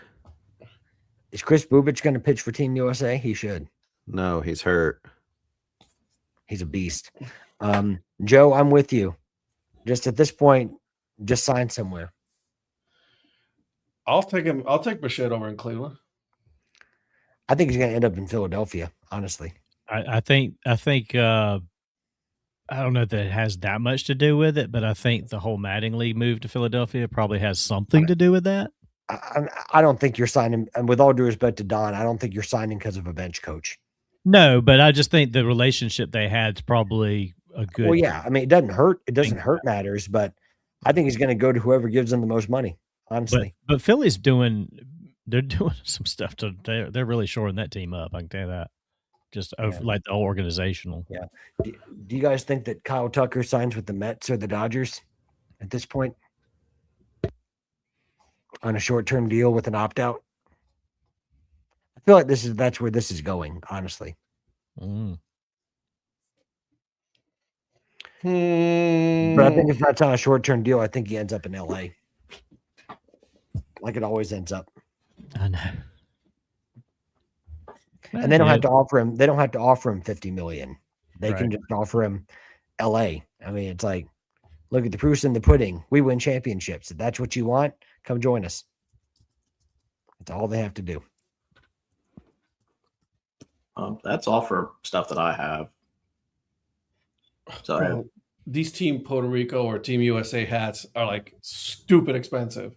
Yeah. Ridiculous. I think I told you guys when I went 2020. When was the last one? 23. Yeah, it was 2023. I went to Miami. Unfortunately, I was there right before they started, so I was there for work on like Wednesday, Thursday, and the team started rolling in, but then they didn't start playing till that Saturday, and so I didn't get to stay to see them. But the hotel I stayed in, they were in that same hotel, and they had multiple ballrooms in this hotel. It's a massive hotel, and each of the ballrooms had a little placard with the country's flags. And so like not Italy, who played in Miami? I'm trying to remember. Puerto Rico, Nicaragua. Was it the Netherlands? Israel, I think. Oh, it's Israel. All were there, and I think that's probably where they put all their like baggage and luggage and everything. So it's kind of cool. And then they had a little tiny, they're not that tiny, but they had a booth inside of the lobby where they were selling World Baseball Classic gear inside the hotel. So they had hats they didn't have USA, unfortunately, because they weren't playing there in Miami at the time, but they had all those other countries that were coming in that were staying at that hotel. They had all their gear, so it's kind of cool to. I did get one of those little lapel pins of the World Baseball Classic, Donnie. So I got that, but I really want to get to Houston this year. Yeah, I don't know why they don't do a better job of selling the team hats somewhere. I'm on the team on a New Era. All they got is those corduroy hats, fitted hats. I'm not a fan. I don't like the US's logo on their Team USA hats. Donnie, Lids HD had some. They were. I don't think they were the official on field. I think they were like a custom version. But you can check Lids HD as well. Okay. I hope that they're not, because New Era better come up with better ones, because I can't do corduroy. I think New Era will eventually put the on field ones there. Either there or Fanatics. I think they'll carry them. I'm looking to get another Puerto Rico. Are you? Oh yeah, for sure. I got 2 of them. I got 2 jerseys. I'm not get a jersey. I might get a hoodie this year for them. Private pool makes sense. Yeah, absolutely. Yeah, the shorts and a hoodie, baby. You know that. So yeah. Oh, don't worry. I've bought many hoodies because of you. I know. Before we call it a night, would you guys like to do a random year of yes, let's do it. Yes, please. Okay. So we are going to go 2006. That's pretty cool, Joe. That's pretty cool. They got to meet you, Joe, so lucky them. That's funny you picked 2006 and I popped that comment. Hey, how's that score? Actually, 2007 is what I'm going to pick. Okay. How's that score, Eric? They're up 14, but they just missed a layup. But they were down to 11, so they're at least up a little bit. Still got 10:45 left, though. Game is still young. Yep. Okay. 10-1, 2006. All right. So 2006. Okay. First round, 3rd pick in the draft. Titans from Texas. Vince Young. Mm-hmm. Okay. 10th pick in the draft, drafted by the Cardinals, went to USC. Matt Leinart. So you're doing so much better, Patrick. 3rd pick in the draft, third quarterback picked out. Next pick, 11th pick, 1st round, drafted by the Broncos, went to Vanderbilt. Nutty for Cuddy. Jay Cutler. Cutler. Yeah, Cutler. yeah. That's right. That was Cutler. Nutty for Cutler. My wife says that all the time. She can't stand him. She hates Cutler. He's an idiot. Much. Yeah. He's a total idiot. Wasn't he the one married to Kristen Cavallari? They were, but then they separated. Yeah. Now we're in the second round. I wonder why. I mean, yeah. 2nd round, 17th pick, drafted by the Jets, went to Oregon.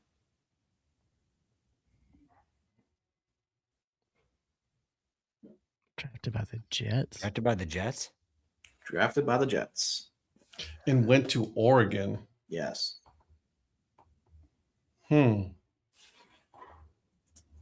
Second round? Yes. I mean, when you start talking that far back in Oregon, Harrington's the name that pops in my head all the time. But the only one I can think of, Mariota, but he's way after that. Yeah. Yeah. And I don't think he went Jets. And Mariota went in the 1st round, didn't he? That's a good question. Let me look up what he did. I think Mariota did go in the 1st round. Yeah, I think so. He did. He actually was number 2. That's what I was about to say. Only a national treasure got the number 1 pick that year. Yeah, he is, and God bless him. Kellen Clemens. Kellen Clemens, yeah. Okay. Would have not. No, I should have known that one. Next one, second round, 32nd pick, drafted by the Vikings, went to Alabama State. A coward. No, not usually for Alabama State. If it's something where it's a national showcase where they're being up against somebody else, I will cheer for them, unlike those other cowards from UC Davis. Speaking of national showcase, can you go to East Coast Pro if they're back in Alabama again this year, Virgil? If I find out about it in a decent amount of time, I'll take a look. Yeah. Get one of those ECP hats because they did new era ones this past year. Let me see. I want to try to get one. Why you guys So you said Alabama State and the Vikings? Yes. You're getting lucky, Patrick. It's not over yet, but 8-26. We just went on a 10-0 run, so we're back up to 21-point lead. Well, don't worry, I looked. Hey, Yeah, it's number 2 in the country. Disproving your theory. They're 16-0. Yeah, disproving your theory. No, it's just July, that I'm not wearing any gear. Listen, have belief in yourself, okay? All right, quarterback, Minnesota. July 31st, August 3rd, 2026, Hoover, Alabama. Hoover Met. There you go. So, but if that's you'll be in Wichita, so never mind. Yeah. Vikings. Okay. Who is it? I don't know. Tavares Jackson. Oh man. Wow. Good call. Next one. This player's already gotten mentioned, and will pretty much somebody will get this one instantly. It'll be Ed. 3rd round, pick 17, drafted by the Chargers, went to Clemson. Charlie Whitehurst. Whitehurst. Taj Boyd. He wore number 6 and was drafted no 6. So okay, 3rd round again. Pick number 21, drafted by the Chiefs, went to Alabama. Ooh. The Chiefs actually drafted someone from Alabama? Yes.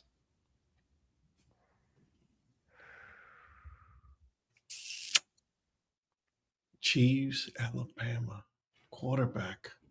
that wasn't Greg McElroy, was it? It was not McElroy, no. Oh, that's who I was thinking.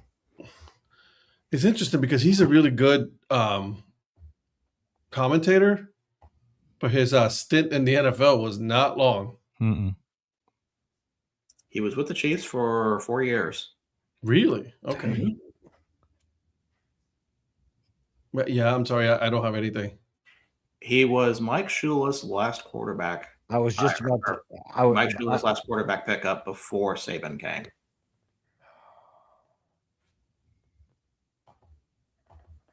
Who was it? From Rainbow City, Alabama, Brody Coyle. Oh, Okay. man. I didn't know he went to Alabama. Yeah, I was. Brody Yeah. Coyle. Next one, 5th round, pick 15. Drafted by the Packers, went to Furman. Philip Rabin. No. I don't think he was drafted by the Packers. Drafted by the Packers and went to Furman. I mean, he has to pack a lot of bags to go on trips. So Went to FU, huh? Yes. Eric, you got nothing? No, because No. they would have been backups because we've only had 3 quarterbacks. This guy a coach now? Coaching anything or what? Like I don't know. Youth Let me T-ball. see what he's at. Not. He's coaching at a Presbyterian academy, but that's really about it. Okay. His last team he played for was the New York Sentinels. I'm sorry, come again? New York Sentinels from the UFL back in 2009. The U.S. Sentinels. He started his college career at Florida in 2001 through 2003. Damn, I can't remember who that is then. Engel Martin. Not even ringing a bell. I was so far off with that. Next one, round 5, drafted by the Steelers, played at Bowling Green. This is a name I kind of forgot from him, but I remember seeing it was NCAA football, one of the PlayStation ones that made me remember this guy. Wasn't Tommy Maddox, was it? It was not Tommy Maddox. good guess, though. That's a very good guess. I don't think Tommy Maddox was drafted. I think he went to XFL and then Steelers picked him up afterwards. Yeah, that's why I said maybe he was drafted 5th round and then did the XFL thing or something because he never made the team. But damn, I'm trying to think of a Steelers court. That wasn't Charlie Batch, was it? No. No. Mike we said he Tomczak. was Lions. Never mind. Ooh, good call. Mike Tomczak. No. Man, that's a pull, but no. Steelers backup. Bowling Green. Tomczak, I think Tomczak was a lot earlier though. Is it something Bell? No. I don't think a Steelers quarterbacks from back then. I cannot come up with anybody else. I mean, they did have pretty good luck picking a Mac school before. Omar Jacobs. No, I would have Never not. gotten that one. Never gotten that one. No. Next player, drafted 6th round by the Bengals, went to Texas A&M. Terry, you on here? Phone a friend? Is that what you're trying to do? Yeah. Yes. Yeah. Because I'm hopeless. I mean, we're getting so far down in the rounds that I can't even think that would be a name quarterback that we would know. Let's see. I mean, I'll throw some Bengals names. It's not Kitna or something like that, is it? No. Good call though. I was hoping you were going to focus more on the college than the actual team. Oh, did Terry get it? Oh, let me see what he said. No. He just threw out one of the I most was common like, names. I was like, okay, Smith. Smith, Jones. Jake Browning. No. Reggie McNeil. Ooh, okay. Hey, man, we're going some deep cut names here. Man. Super deep cut. Next. By the way, we were talking about this last night, but remember we were talking about Josh Johnson. Mhm. He's in a commercial for a cell phone. I said, it's sold at Walmart. Oh, Consumer Cellular? Straight yeah, talk. because Straight of talk. all Straight the Talk. Dude, I Yeah. used to have Straight Talk. That was actually legit. Yeah, Straight Talk. I was like, whoa, there he is. So we got 2 more. 6th round, pick 25. Drafted by the Bucks. Went to Toledo. Ed. No, that you got me. Toledo Rockets there. Jesus. By the Bucks? It is not Jesus. Oh. I swore they drafted him. I thought he went to the Saints. Wow. That's a good one. That's Thank you. good. Patrick That's liked pretty that good. one. That's how you pick your spots there, Patrick. Just like that. Listen, No. old man. Listen, old man. Go back to your BC, okay? He got you, though. You got to admit, that's pretty good. He is currently on an NFL team as an assistant.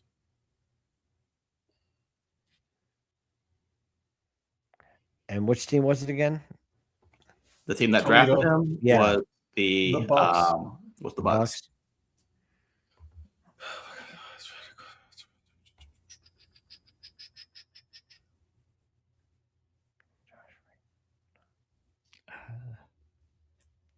Oh, was it?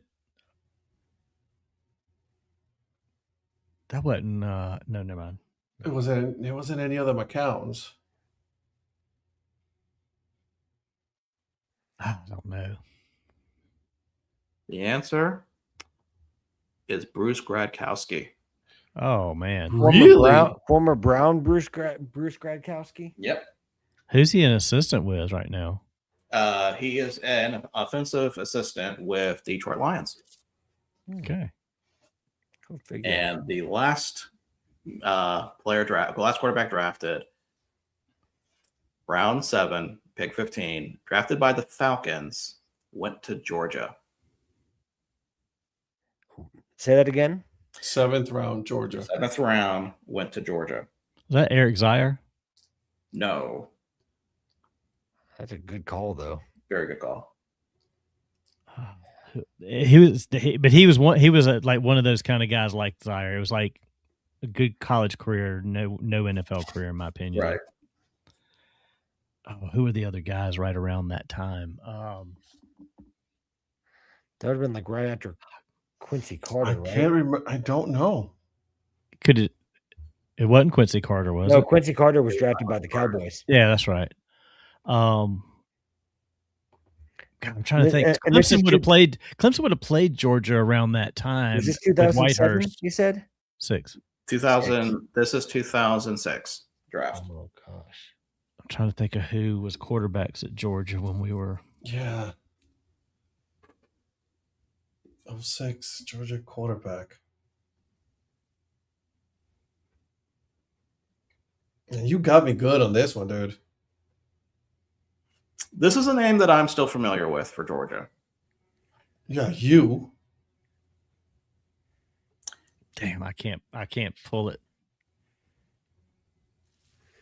Patrick. I'm going to kick myself when you say it because I feel like I should know that one. DJ Shockley. Doggone it. Oh. I'm with Eric. I would have been out on this one, no, for sure. Like, No, I mean, clue. Terry with a good call for Bobo, but I think he would have been before 06. Yeah, he was like in the late 90s or something, maybe.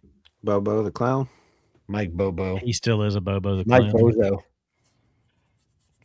Dang, that's some good ones there. Make sure you pin this because I want to do this again on Thursday. Oh, I'm pinning this. I'm going to look and see. I think I've already got the year I want to do for next week. Can you create cards for this and make it a game? Ooh. Like an actual card trivia game? Yeah. Sell it.